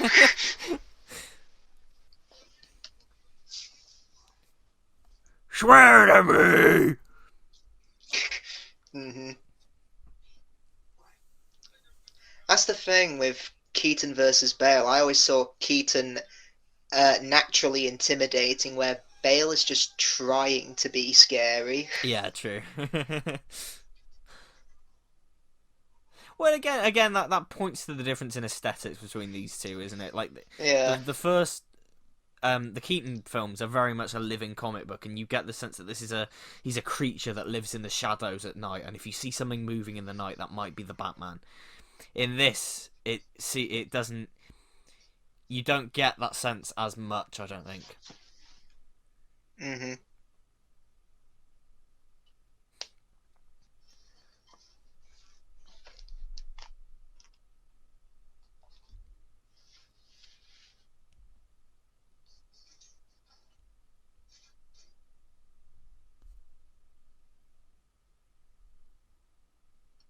think as well because this one is the only one of this trilogy that's predominantly set at night, whereas the other two, It is set a lot at night. yeah, Heck, The Dark Knight Rises, I think, out of including the quadrilogy, it's the only Batman film where Batman actually appears in the in the daytime. day, yeah, yeah, and it's kind of refreshing to see. It's Jack Gleason, who was one of TV's greatest villains in Game of Thrones. He's Joffrey, isn't he? Is that his name? Yeah, he's That's Joffrey him. Baratheon, yeah.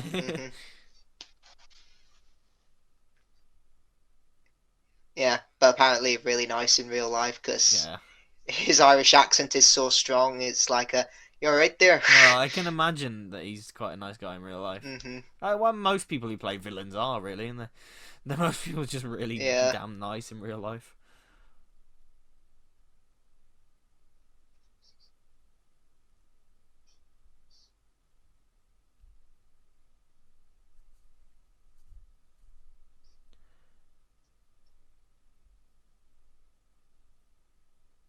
When he says, well, in my opinion, you need to lighten up, and literally throws a lighter on him.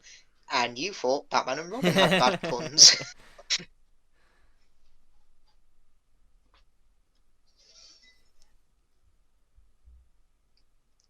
Yeah, and another thing they nail about Batman in this is that the stealth stuff here is pretty perfect. And I think by the time we get to the second film, it's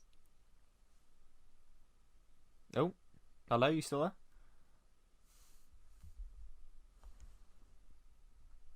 Yeah, you cut yeah, out a bit. all right.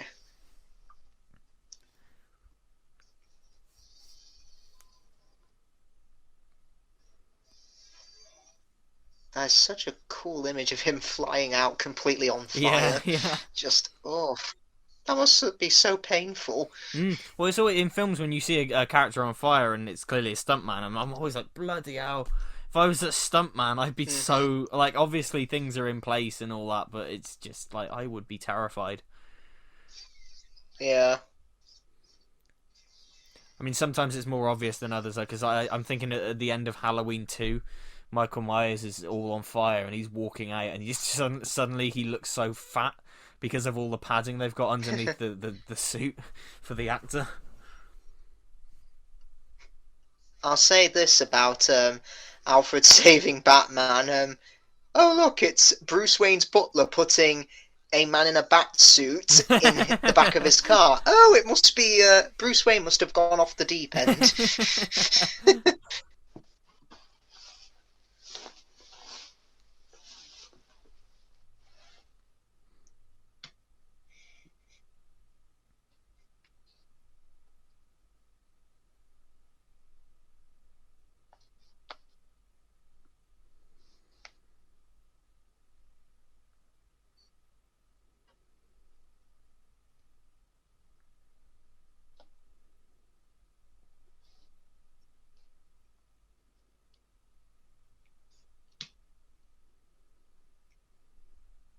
think Michael Caine once said, "I'm only going to retire if if I win another Oscar or when I turn 90."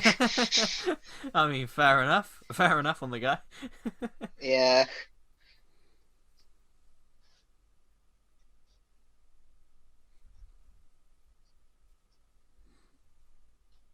I never saw Jaws 4, but I saw the house that Jaws 4 paid for, and it was bloody beautiful. Oh God. He couldn't pick up his Oscar because he was doing He was doing Jaws Jaws 4. 4. Ah, oh dear. Uh, The Siskel and Ebert review of that film is just it incredible is, yeah. because yeah, because they barely focus on the plot. I think Gene Siskel just points out such a huge filming consistency that only CinemaSins nowadays would point out. But I love how he points out. He says, and that is followed by one of the biggest gaffes in film history. Michael Caine has been in the water, but he comes onto the boat with a shirt dry as if it's been freshly laundered. Yeah. And then I think Roger Ebert says it's not even in the next shot. He literally climbs out the water, and I can remember in my screening I shouted, "His shirt is dry."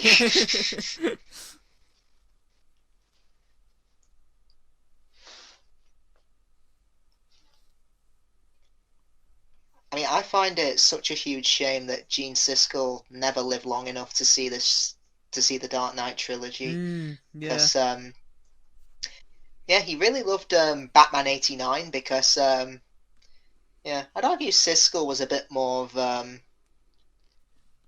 high art critic than Roger Yeah. Ebert because yeah, because I think he preferred more films that had a bit more intelligence and a bit more um, kind of artsy style to them, and that's what the first Batman is. So he really liked that. Yeah. Yeah. But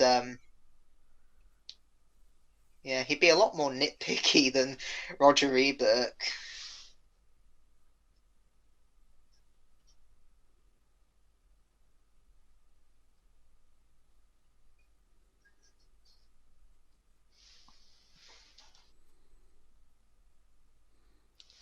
Again, bit comic booky with the piano with the secret entrance. Yeah. Definitely, yeah, straight out of a comic book. Surprised he hasn't got a pole to slide Yeah. down like in the Adam West show. You have to do that in Batman Arkham VR. That's one of the things you start the game in a piano and you look around. You have to play the piano tune, and suddenly the floor just opens up and you go into the hmm Batcave. It's really cool. hmm And it's amazing that over 15 years later, this trilogy it's still pretty much acclaimed by critics and audiences alike, isn't Pretty it? much, pretty much. Yeah, it's people love But it. yeah, I can understand people not liking the realistic take on Batman. Some people might prefer the more out there um, feel to Batman. I mean, I did recently watch a video that said why the Dark Knight is overrated, and I thought, oh, okay, maybe there's a bit of intelligence to this video. I watched it, and one of the nitpicks was if Bruce Wayne is fighting crime, shouldn't he have a fat lip or Oh, for a fuck's black sake. eye? Like, really? Just, And how is the Joker holding up the pencil in the mob scene? Like, oh, for fuck's sake. when it's Oh, stuff like that, it's just like, you must be fun at parties. Can you not enjoy anything? Can you not enjoy anything? yep. It's just. hmm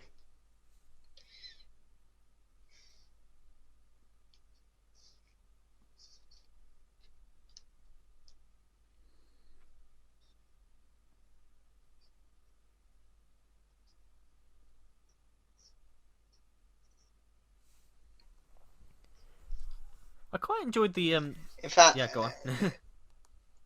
I was just gonna say, I can remember Roger Ebert said of this film, he said this was the first Batman movie that he truly enjoyed. Oh yeah. Well, yeah, it's one Yeah. of the year's best films. Two thumbs way up. hmm Yeah, and he called Spider-Man 2 the best superhero film he'd ever seen. Yeah, yeah. He was happy with superhero films at this point in time. His his Catwoman review with Richard Roper is Oh legendary, yeah. though. There are three good things about this movie: Halle Berry's face, Halle Berry's body, and Halle Berry's costume. Everything else is unbelievably bad. It's a good thing it's PG-13, otherwise the love scene would have been boring as well.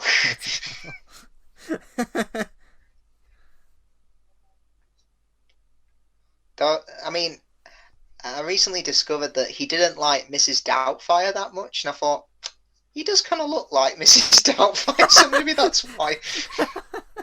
Bloody hell! I'm never They, gonna. they honestly look so similar. The glasses, the hair, the face, they kind of look so similar. Hello, dear. Time to lose some weight, dearie.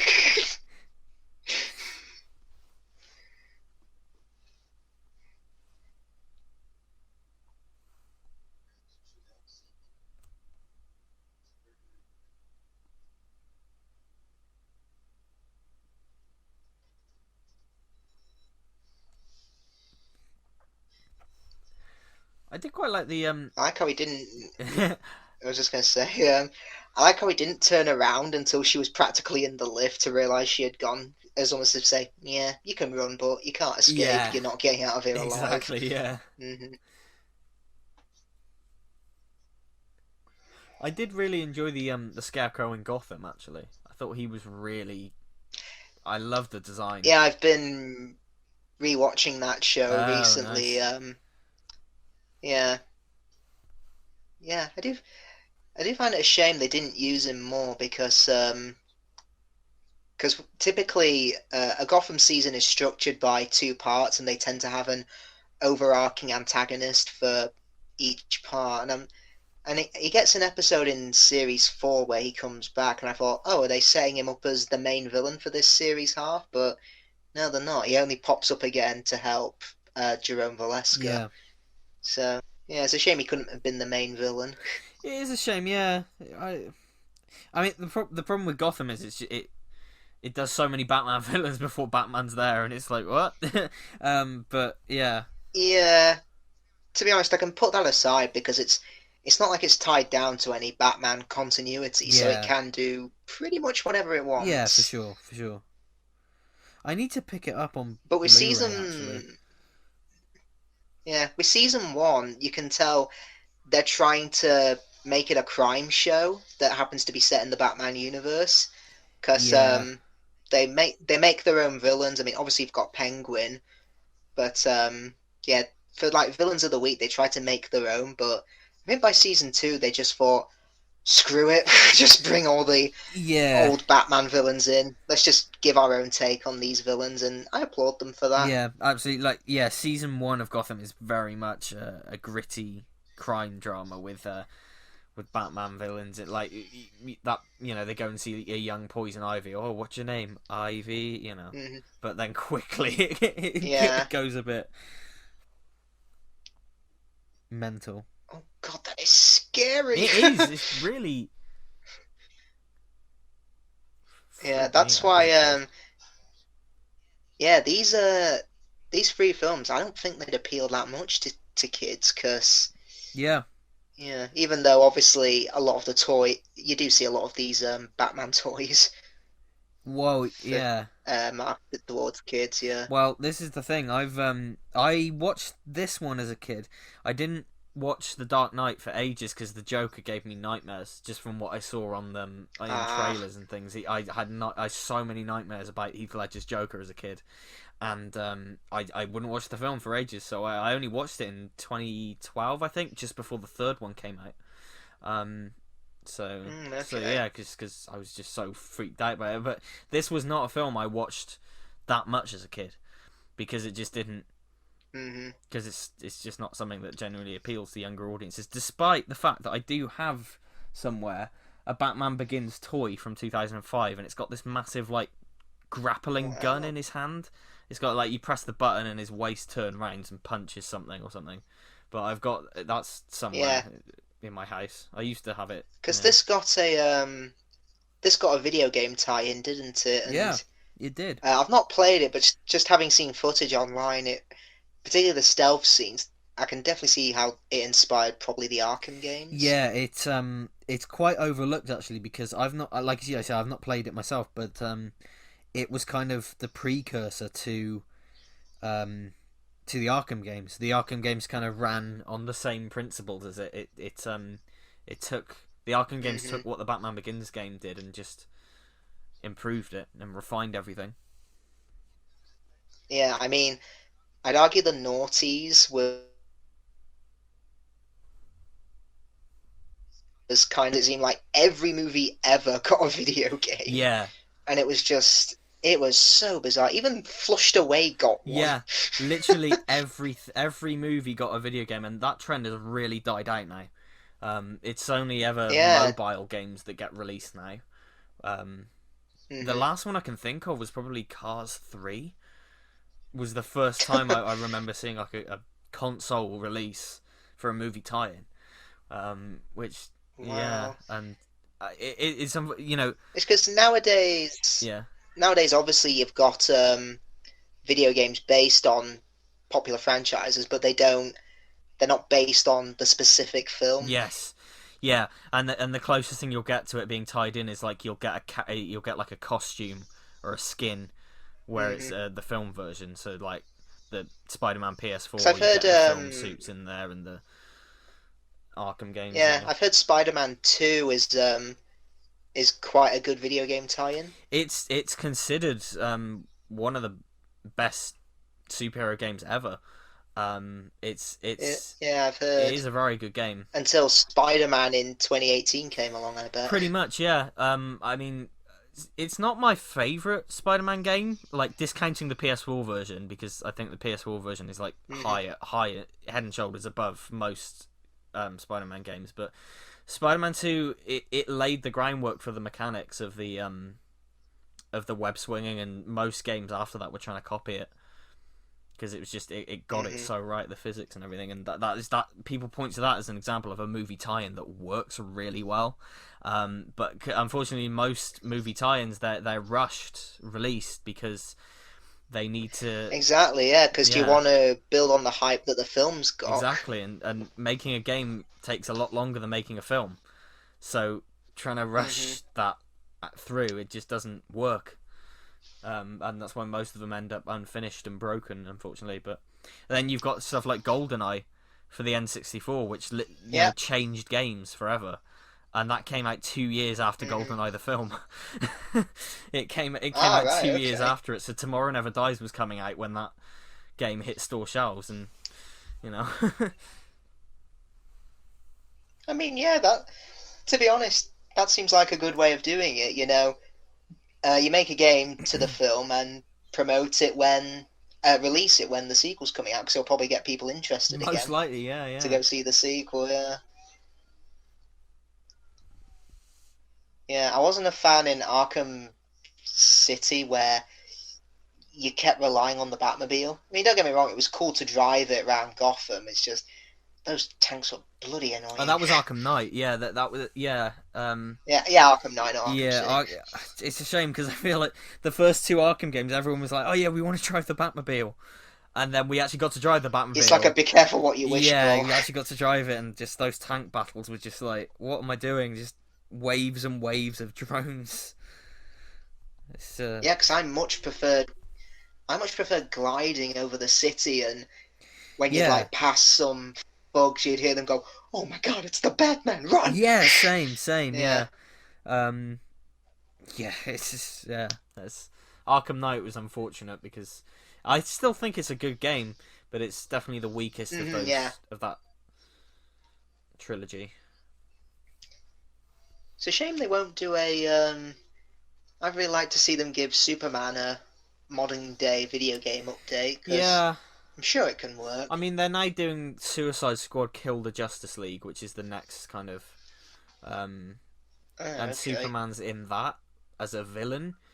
Like it's the Well, trailer has him like mind controlled, and the Suicide Squad have to try and take him down. I think is the kind of premise of the game, but yeah, I'd love to see a dedicated Superman game because the problem is developers can't figure out how to make it challenging because of Superman's powers. It's you need a challenge, and hmm it's yeah, yeah, because if you try to punch someone the way Batman does as Superman, yeah, you'd probably end up killing yeah, them. exactly.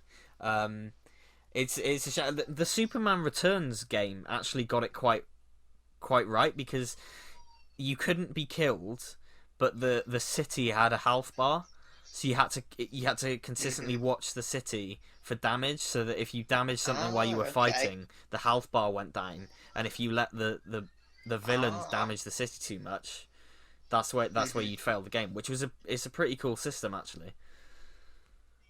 yeah. And also, again, with Arkham City, just Arkham Knight, going back to the Batmobile, when you stuck to Batman's no killing policy, where even if you tried to run over someone while driving the Batmobile, they just get shot with what, a rubber bullet, something like that. Yeah, they'd get an electric shock, and if you tried to shoot someone with the Batmobile, Yeah. they'd get shot with a rubber bullet. But at a point, it's just like, how hmm much would this kill someone? Because you send them flying through Yeah. all sorts of stuff. It's just it gets to a point. Yeah, because I've seen marks and scars from rubber bullets, and they look Oh painful. God, yeah, yeah. Rubber bullets are deadly. Yeah. They're not. Yeah, hmm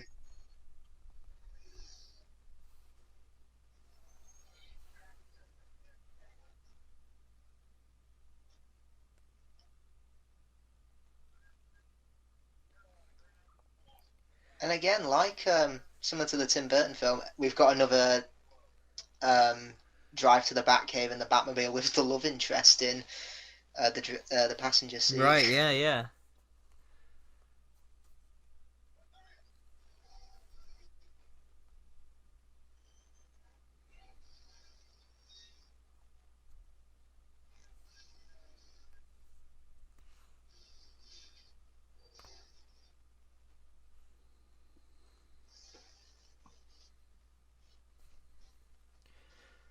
I know the Dark Knight was supposed to get a video game adaptation, but it was cancelled. And there's like leaked footage of it Yeah, I heard online. it was. There's Yeah. like leaked footage of it online before it was canned, and I mean, if we had got it, we wouldn't have got the Arkham games. So in a way, I'm glad, but Yep. because I think Gary Oldman was doing voice work for it. I Oh, think they cool. they That's were doing great. voice work for it, but I don't know what's happened to those voice recordings. I assume they're lost now. Yeah. I know Gary Oldman did Call of Duty World at War. He played the Mm, Russian yeah. sergeant. There's even footage of him on the Graham Norton show where they talk about it, and he says, "Oh, you just go into a booth for like a week, and basically you just go, shoot them." Yeah, because I did one with Kiefer Sutherland, and he said, I haven't yelled that much since I was married.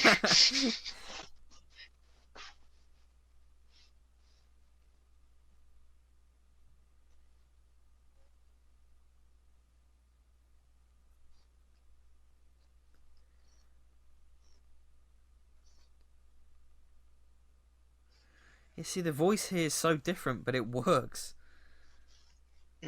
Yeah.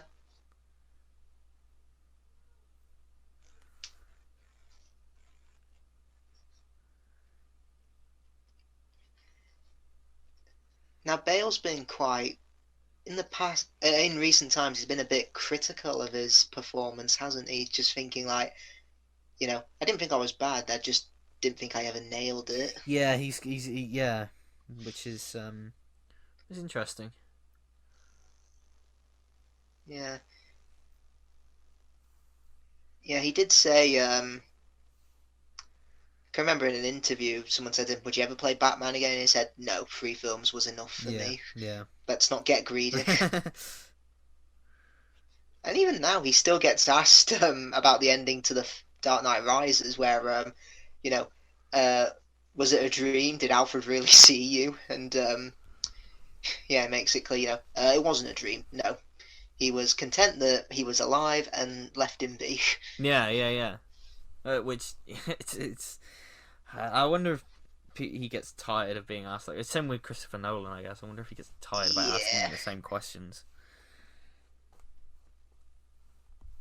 To be honest, personally, I wouldn't. If it was me directing, I wouldn't have shown Bruce Wayne. I probably would have just had Alfred, because in the shot he kind of looks at the camera and then Yeah, smiles and nods. nods Yeah, and gets up and leaves. I'd have left it to the audience's imagination. Like, did he really see Bruce? So yeah, yeah, because people have said, he sits in the restaurant, he's about to get his credit card out. Then I think when he sees Bruce, he puts it away because he realizes, he owns the place, so yeah, it's yeah. probably on him. Exactly. Yeah.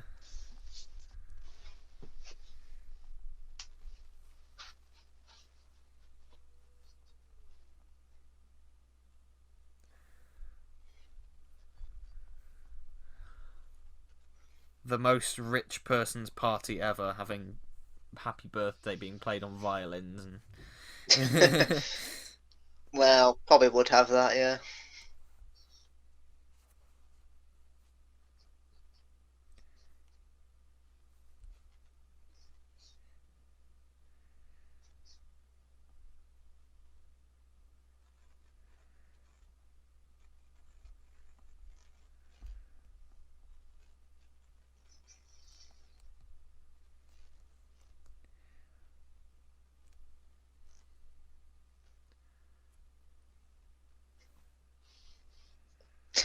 An old man putting a young woman in the back of his car, that wouldn't sit well Yeah, today. no.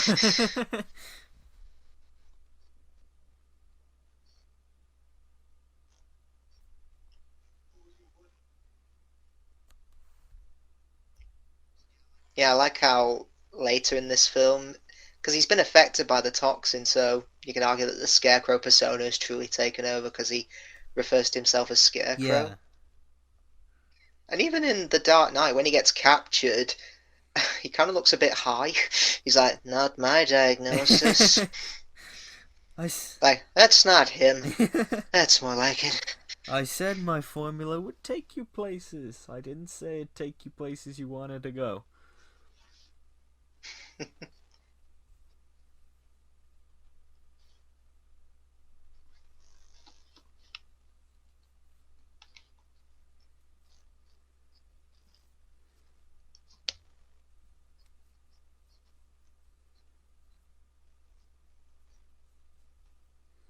Like you say, I know that this similar plot was done in the animated series episode Dreams in Darkness, but it does feel like a cartoon episode plot, right? Like they're planning to disperse it via the water supply It via does, this yeah. Hmm. this thing that can vaporize water and yeah. Heck, you could take this same plot and goof it up for the Adam West TV show. Yeah. They're gonna poison the water supply, and I prefer fizzy drinks and lemonade. Yeah. Quick, old chum, to the Batmobile. That bloody woman as well. Am I pronouncing this right? Raz Al Ghul? No, it's Raish. Is it Raish or is it Raz? Because the animated series pronounces it like that. I think the Arkham games do. but this one goes Yeah, Raz. most adaptations say Raish. This is like the only thing I can think of where it says Raz. I can't remember how Gotham pronounces it because he's in Yeah, that. I Um, remember the little kid who played Bruce Wayne kept going Ray I shall go. So I oh just God, remember yeah. Ray Irish. Like,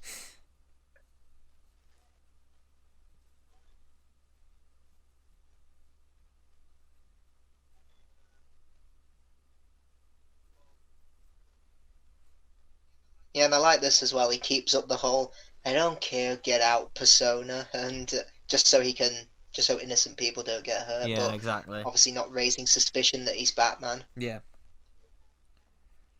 Yeah.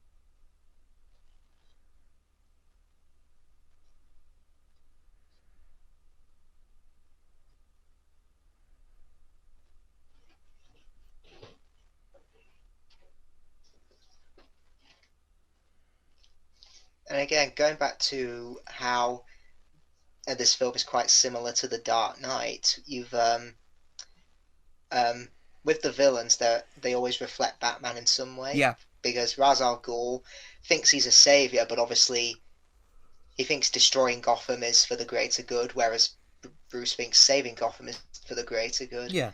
And the Joker in The Dark Knight just thinks of Batman as a freak. Yeah, exactly. Yeah, he just thinks they're. He just think. Yeah, you've got villains that think they're very similar to the hero. Yeah, for sure.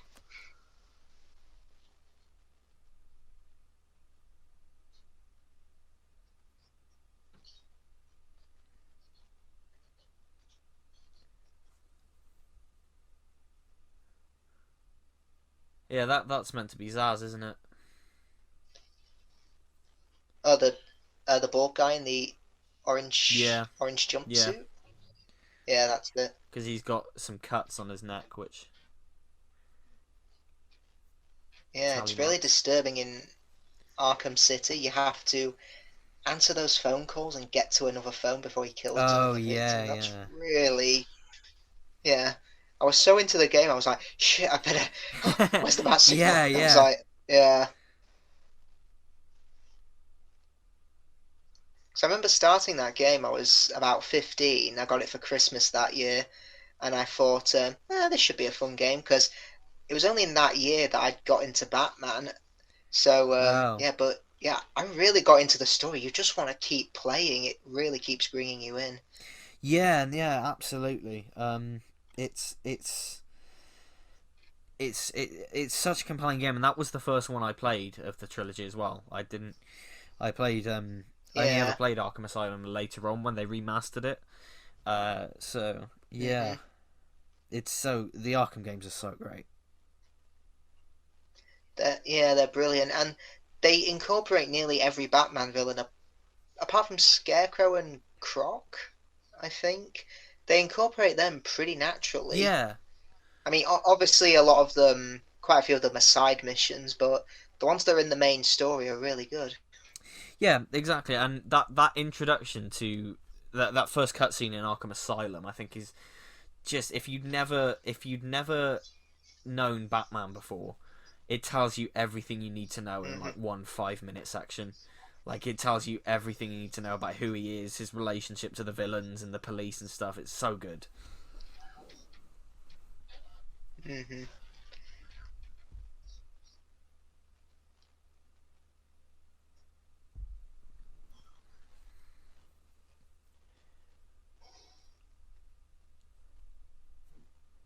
Yeah, and I do find it a shame in Arkham Knight that obviously it's part of the plot, but the entire city is empty because it's been evacuated. And Yeah. like you said with that Superman Returns game, you could have had like a popular opinion against Batman. You know, he may save a city, may save someone or beat up some thugs, but does public opinion go up or down against him?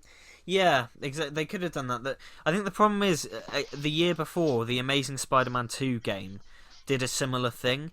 They had a Hmm. morality system where if you were Oh, in an okay. open world and you didn't do like the Hmm. random side activities that popped up, if you didn't do them, the game punished you, and it was Hmm. awful because they would send like the Ah. police would send like drones after you, and these drones, like, the more crimes you ignored, if you just wanted to swing around the city, after about 10 minutes, if you ignored Hmm. all the crimes, you would get killed because the amount of drones that was coming after you was Oh, insane. And it just was like, it oh crap. punished you for not doing the side activities. It was just so annoying. try, try putting that in the next trailer. The less I, because the less I am Spider-Man, the more chance the police will Yeah, kill me. yeah. Oh, it's just so frustrating because it was. I get what they were Your going friend, for, but it just didn't work at all. you know who I am. I do. Your friendly neighborhood Spider-Man will get killed by the police if he doesn't do what they say. Is that a bit from Into the Spider Verse? Save the city, got hit by a drone.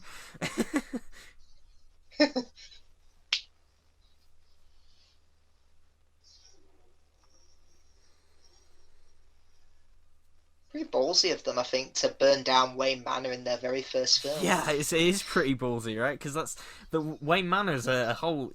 That's one of the most iconic images of Batman, I think, along with the Batcave, is this mansion, and underneath the Hmm. mansion's this secret hideout and stuff. And it's weird that, like, in The Dark Knight, which is, universally acclaimed and considered to be this masterpiece of a film, best Batman film ever, he's not got the Batcave really, and he's not got the Wayne Manor. It's in this shipping container, isn't it? It's the This white room, and yeah. yeah, and it's this in the third film where he uses the Batcave. Yeah. But yeah, um, yeah, because in the Dark Knight he lives in a penthouse, I think, Yes. Yeah. that's on top of a skyscraper. But that's pretty cool, I Oh yeah, guess. for sure. It is cool. Never.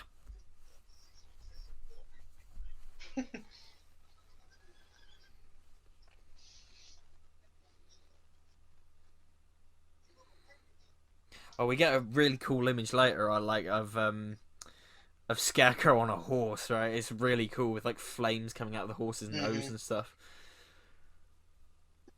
Yeah, it's a shame his defeat is a bit lame because Yeah, doesn't she just zap him with the stun gun and just goes yeah. She oh, zaps him with the and then taser and he just starts the freaking horse just out. walks him away and yeah, I'm like that's it. Yeah.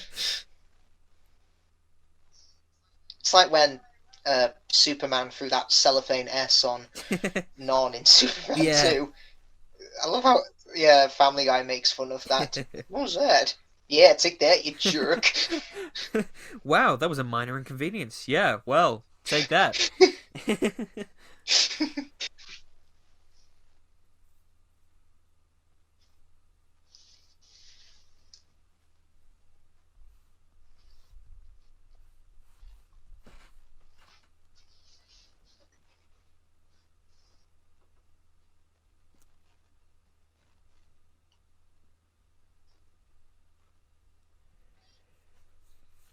Oh, how can you do that to a kid?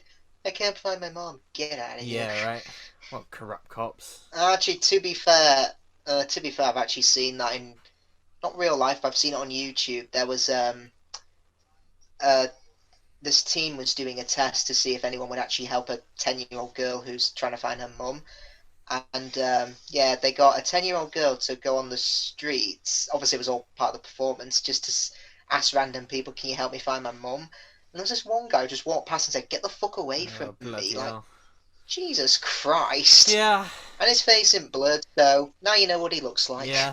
People can be very cruel, unfortunately. Yeah.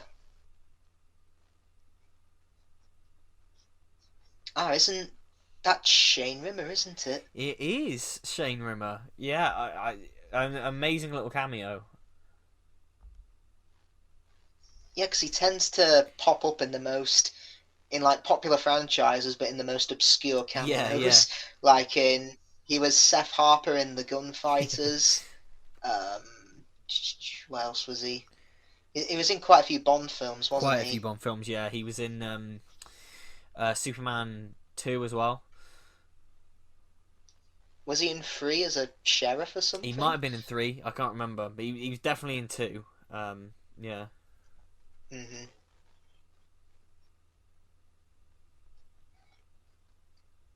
Yeah, again, some of this imagery is just really scary. Yeah, the So skull. I Yeah. wouldn't really recommend this to. Wouldn't really recommend this for 8-year-olds to watch because it might be too intense for them. Yeah, yeah. Well, like I said, yeah, it did kind of did put me off a little bit as a kid, and it is pretty freaky. Hmm.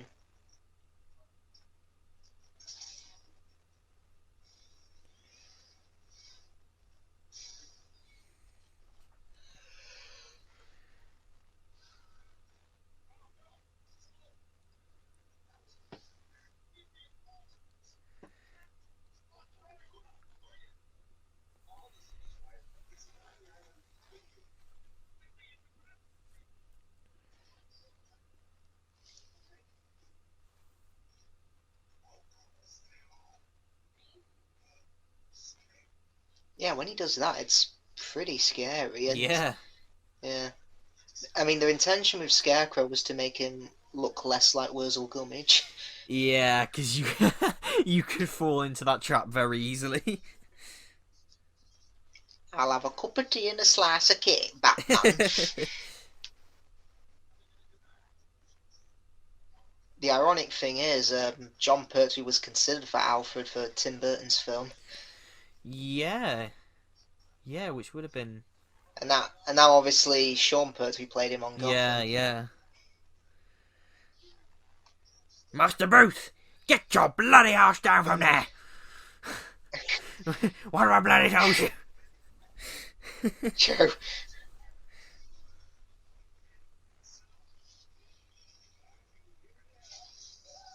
Yeah, no, it's just really lame. Yeah, this is Scream as well. It amazed me, and yeah, you're like, it's just a, it's just a zap.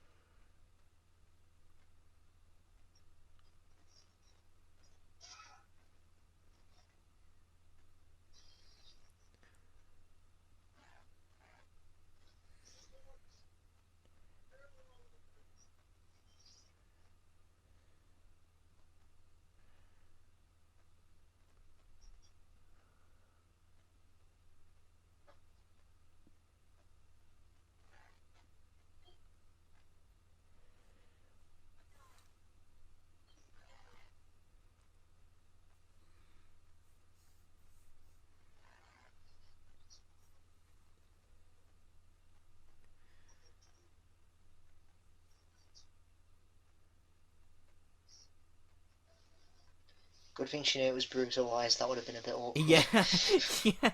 Good thing nobody else ever said that to her. Yeah.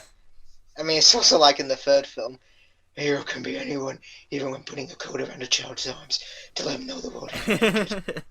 Bruce Wayne? Bruce Wayne. That's the only person he ever did that Yeah. to.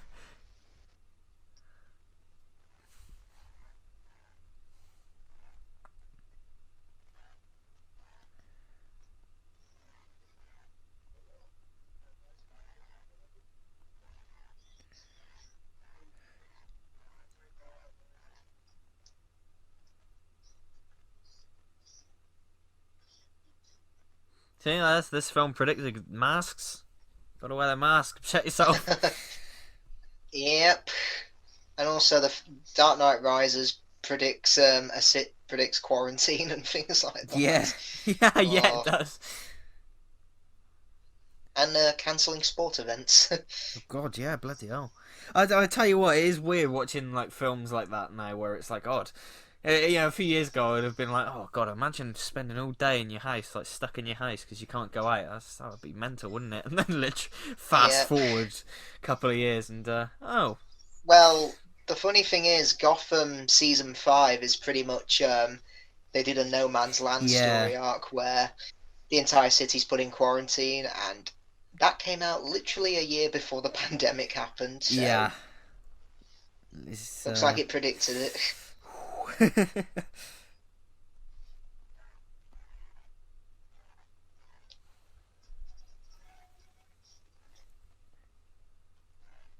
I mean, I did see a weird video essay about Gotham once while I was on YouTube, and it said homophobia in Gotham. oh Like, Christ. okay, yeah. I think it's. I think they just take issue with the fact that uh, quite a few of the villains are either homosexual or bisexual, but I don't see that as much of a problem because the thing is, in Gotham, no one's squeaky clean. No one is a good Oh yeah. character. No one is completely good. Everyone has uh, a, a morale greyness to them, and yes, I don't really see it that much as homophobia. Yeah, yeah.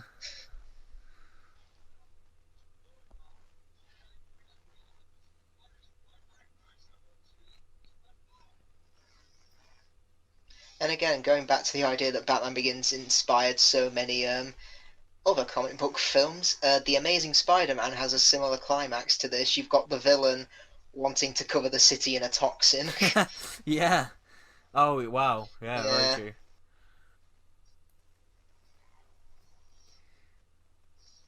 All we needed was Ra's al Ghul to rip off Batman's mask and say, "Poor Bruce Wayne, no mother, no father, no butler, No all butler. alone."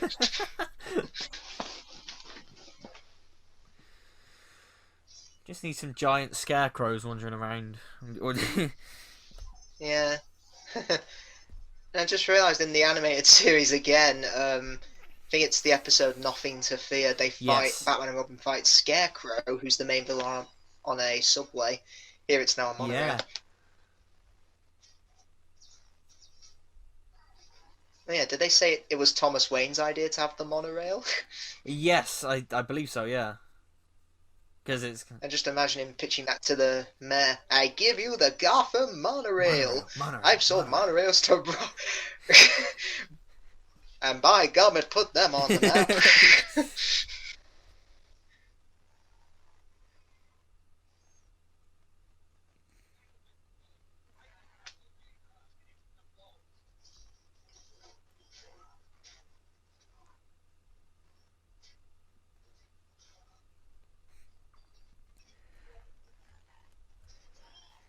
I love that. Whoa. It's like when you it's like when you get one of your older relatives to play a video game or go in an arcade game. They're just like, whoa. Yes. Yeah. Right. I like the idea of like the monorail tearing down. It's like tearing down the old ways of the past and stuff, and the figureheads of the past and everything, and moving beyond that. It's kind of Yeah, cool. true, because it doesn't appear after this film. No, yeah.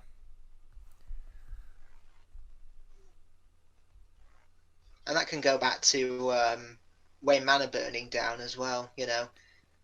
Um, it links to the idea of Bruce's parents getting killed, you know. Yeah. They may die or burn, but the legacy lives on. Yes, exactly.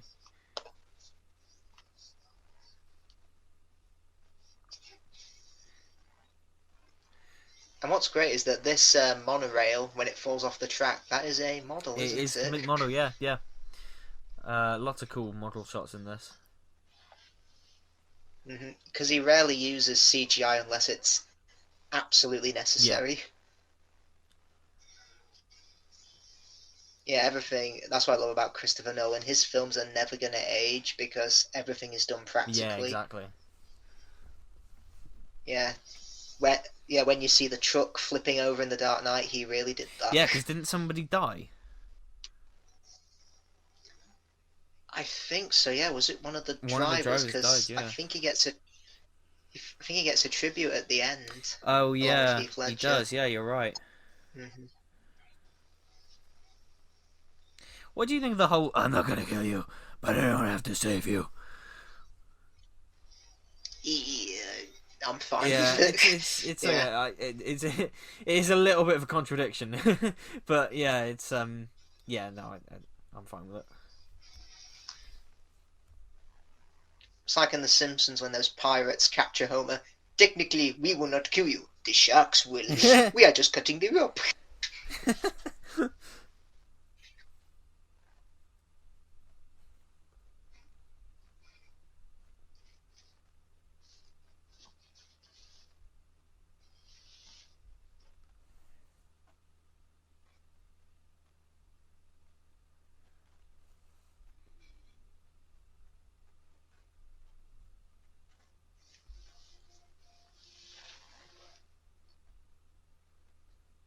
I love that. I wonder if that's a callback to the thumbs up in Batman Forever, but this time it's Gordon doing it to Batman. As far as that didn't become a gif.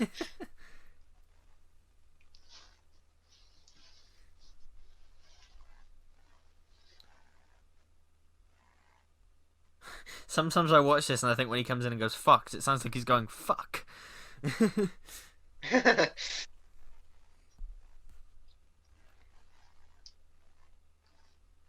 It's funny with the reception of this film. I'd argue over the years it's improved, and it was always kind of loved by a lot of people when it came out, but I think over the years a lot of people have said this is their favorite of the trilogy because it focuses obviously on Batman, and that's what they want. Yeah, exactly. Reception over the years has kind of people have moved to preferring this over the other two, which is interesting. Hmm. And like I said earlier, it's much more comic booky. It's a bit more feels a bit different. Which Yeah, so I can see it. I can definitely see it.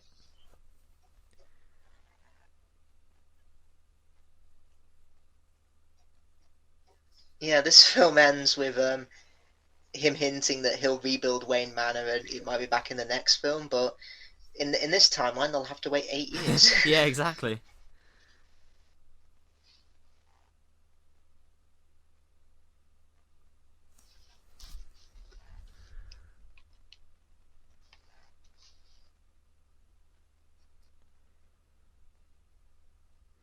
Also, it's so obvious that they supposed to be in America, like very clearly in the They're in English England, yeah. countryside.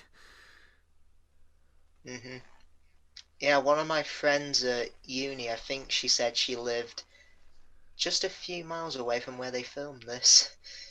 Oh, interesting. Mm.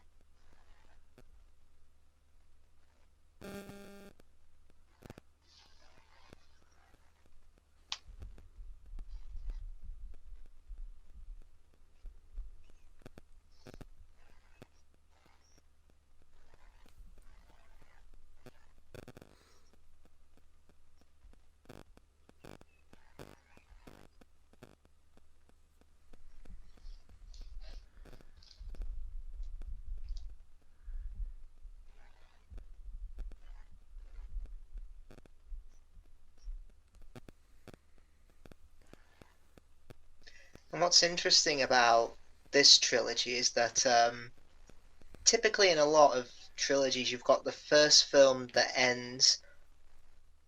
Yeah. Yeah, Well, actually, no, it does follow that similar structure. The first film ends on a triumphant note, the second one ends on a dour note. yeah, I mean, I'm just trying to think of a trilogy that kind of subverts that, and I'd probably say Lord of the Rings, because Fellowship ends with in failure, and Two Towers ends in hope. yeah, for Yeah. sure.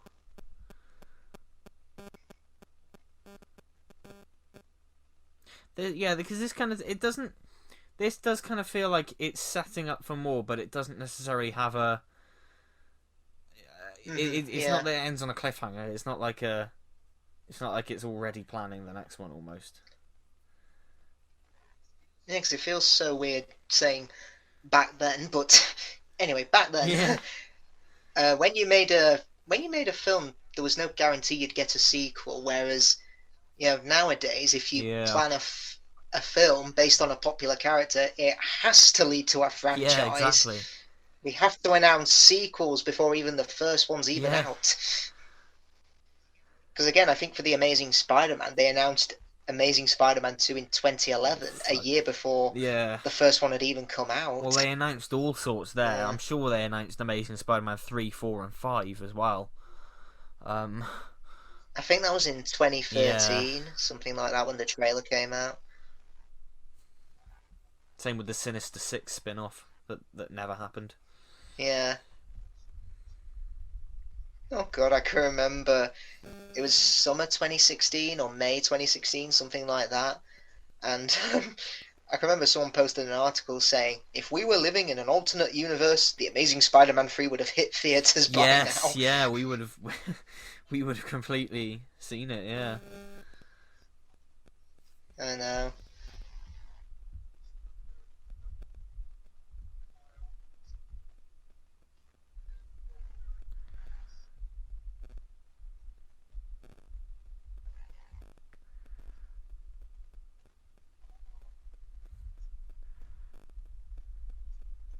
Yeah, I love this little it teaser is here. really nice.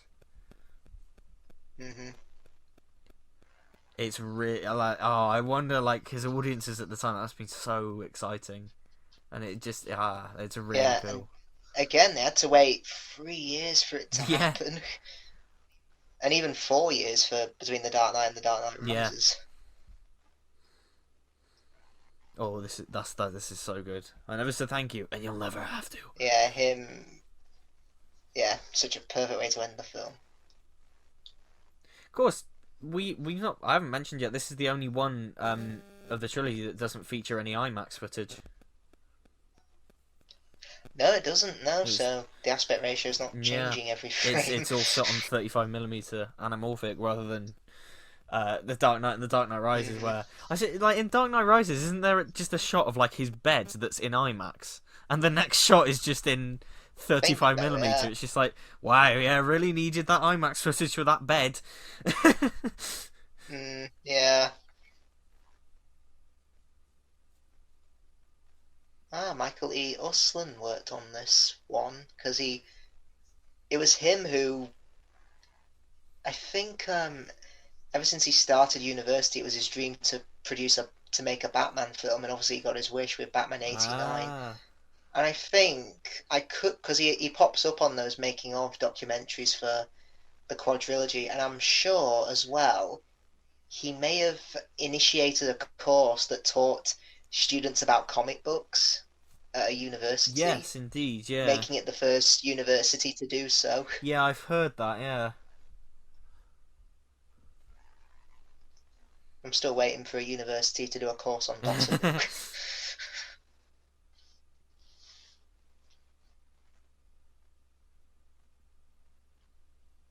But anyway, Batman Begins. 16 years later, it holds up phenomenally well. Oh, they are I 16 mean, years, yeah. just from a practical point of view, all three of these films look like they were made yesterday. They really do. So yeah, Yeah, they're like up there with a film like Terminator 2 or Disney's yeah, Pinocchio, yeah. where they won't age at all. They barely age a Mm. day. And this one's aged very well, and it made an impact. Like I said, it's the influence of this trilogy is it's still being felt, even today. Hmm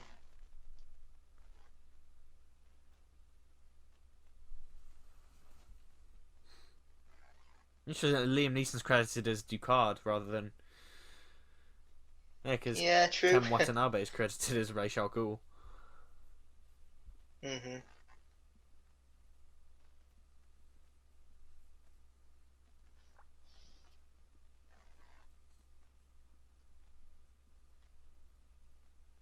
But yeah, superb film, and yeah, the beginning of a superb superhero trilogy. Absolutely, absolutely. It's I yeah. mean, I could be wrong, but isn't the Sam Raimi Spider-Man trilogy your favorite superhero trilogy or superhero It's my series? favorite. Yeah, I just don't. Yeah, I mean, Hmm. I've. You only need to go to my Twitter, because Oh every yeah. other tweet is about Raimi. But yeah, no, it's ending up. That's similar to this in a lot of ways as well. I think this trilogy, because it's often, the third one is second. First one's universally agreed to be great. Second one's universally agreed to be Hmm. fantastic, like masterpiece. The Yeah, and then best. third one is sort of a considered a disappointment. I think so. Um, they are quite similar in a lot of ways. I think yeah, this Hmm. has the benefit. This trilogy obviously has the benefit of being not interfered with. Um, come Oh, come definitely, number yeah, three. because I think for the third film, I think it was Warner Brothers who said, "Hey, why don't you put the Riddler in?" And Nolan was like, "No, we're gonna have Bane, Yeah, exactly. and you're gonna like. We're gonna get Bane, and you'll You're like gonna it." like it. Yeah, yeah, yeah. And fair play. I think Nolan is one of those filmmakers that I don't think any studio will ever Yeah, interfere with, because it's just, they will let yeah. him do what he wants, It's like Stanley basically. Kubrick, isn't it? No one dares say anything to him. No one would dare say anything to Yeah. him. I mean, Stanley Kubrick, he's the only director who can get away with um, continuity errors, and you'll get countless essays saying it was all part of the Yeah, plan. yeah, anything in a Kubrick film, or indeed in a Nolan film. Like there's a scene in A Clockwork Orange where Alex is looking at the river, and just in between shots, the tide of the river changes very drastically, and it's only supposed to be 10 Yeah. seconds. And so many people have said, "Oh, Kubrick is indicating that hours have passed because Alex is contemplating suicide by jumping in the river." And like, really? Yeah, yes, it's probably You- it's probably just a continuity error in reality. Mhm. Yeah, it's amazing that filmmakers can have that influence. I say a modern day equivalent as well as Nolan is like probably Scorsese, I'd say, Yeah. and I'd argue Nolan is a lot like Stanley he Kubrick. is, yes, he very much is, because he's very meticulous, and he could be seen as very Hmm. um pretentious in a way, I guess, if you want to push it Yeah. to that. I mean, I'd argue Nolan is nicer to his Oh, actors than oh, Kubrick because absolutely. just look at The Shining. I swear that film it holds the world record for having the most Yes. takes because that scene where Jack is saying, "Have you ever thought about my responsibilities?" I think that took about Yeah, 127, something something like that. ridiculous, and it's just. I mean, Shelley Duvall. He ruined Shelley Duvall's life. She's He she's did, still not yeah. completely recovered from the abuse on that set. So Hmm. it's interesting. I mean, Nolan does have this weird thing. It came out a while ago that he doesn't allow chairs on his set, because apparently if you're sitting down, you're Oh, not okay. working, which is Well, to be fair in a job, I mean, I used to work in a sweet factory, no chairs. We all had to stand up bloody hell. for 8 hours. Nice, nice, yeah, bloody hell. I mean, it's interesting because that thing is like, I feel like if a basic kind of human right is to have a break, right? I mean, especially if working on something like a Yeah, big blockbuster where it's going to be very physically taxing. Um, so that's a bit dodgy, but yeah, yeah, making sure your actors and crew are fed and kept hydrated, that's pretty much rule number yeah. one. It's just I thing is I can imagine him saying that as well. Well, if you're not sitting down, you're not working. Hmm. If you're sitting down, you're not working. It's something. Yeah. Yeah. But all right. So I think sometimes in life, unfortunately, great directors, terrible people. Although Nolan isn't a terrible person, he's just. I Hmm. think he's just. But yeah, God, these are long credits again. It's like The Force Awakens. Yep. I think there's about uh, roughly a minute Yeah. left, but yeah, for a 2 hour 20-minute film, that really flew It does. by. It does fly by. Yeah, and again, it's all about how it's Yeah, paced. because sometimes when you go back and watch an origin film, sometimes it can drag because you know where it's going and you know when Yeah. the hero will be, the protagonist will become the hero. But here it really does not drag at No. all. It's for me, it's one of the best superhero origin films you could have, up there with like Iron Man and Sam Raimi's Spider Man, Richard Donner's Superman. I think Yeah. it's up there. Oh, actually, on one of the Blu-rays box sets, there's a conversation with Donner and Richard Donner and Christopher Nolan.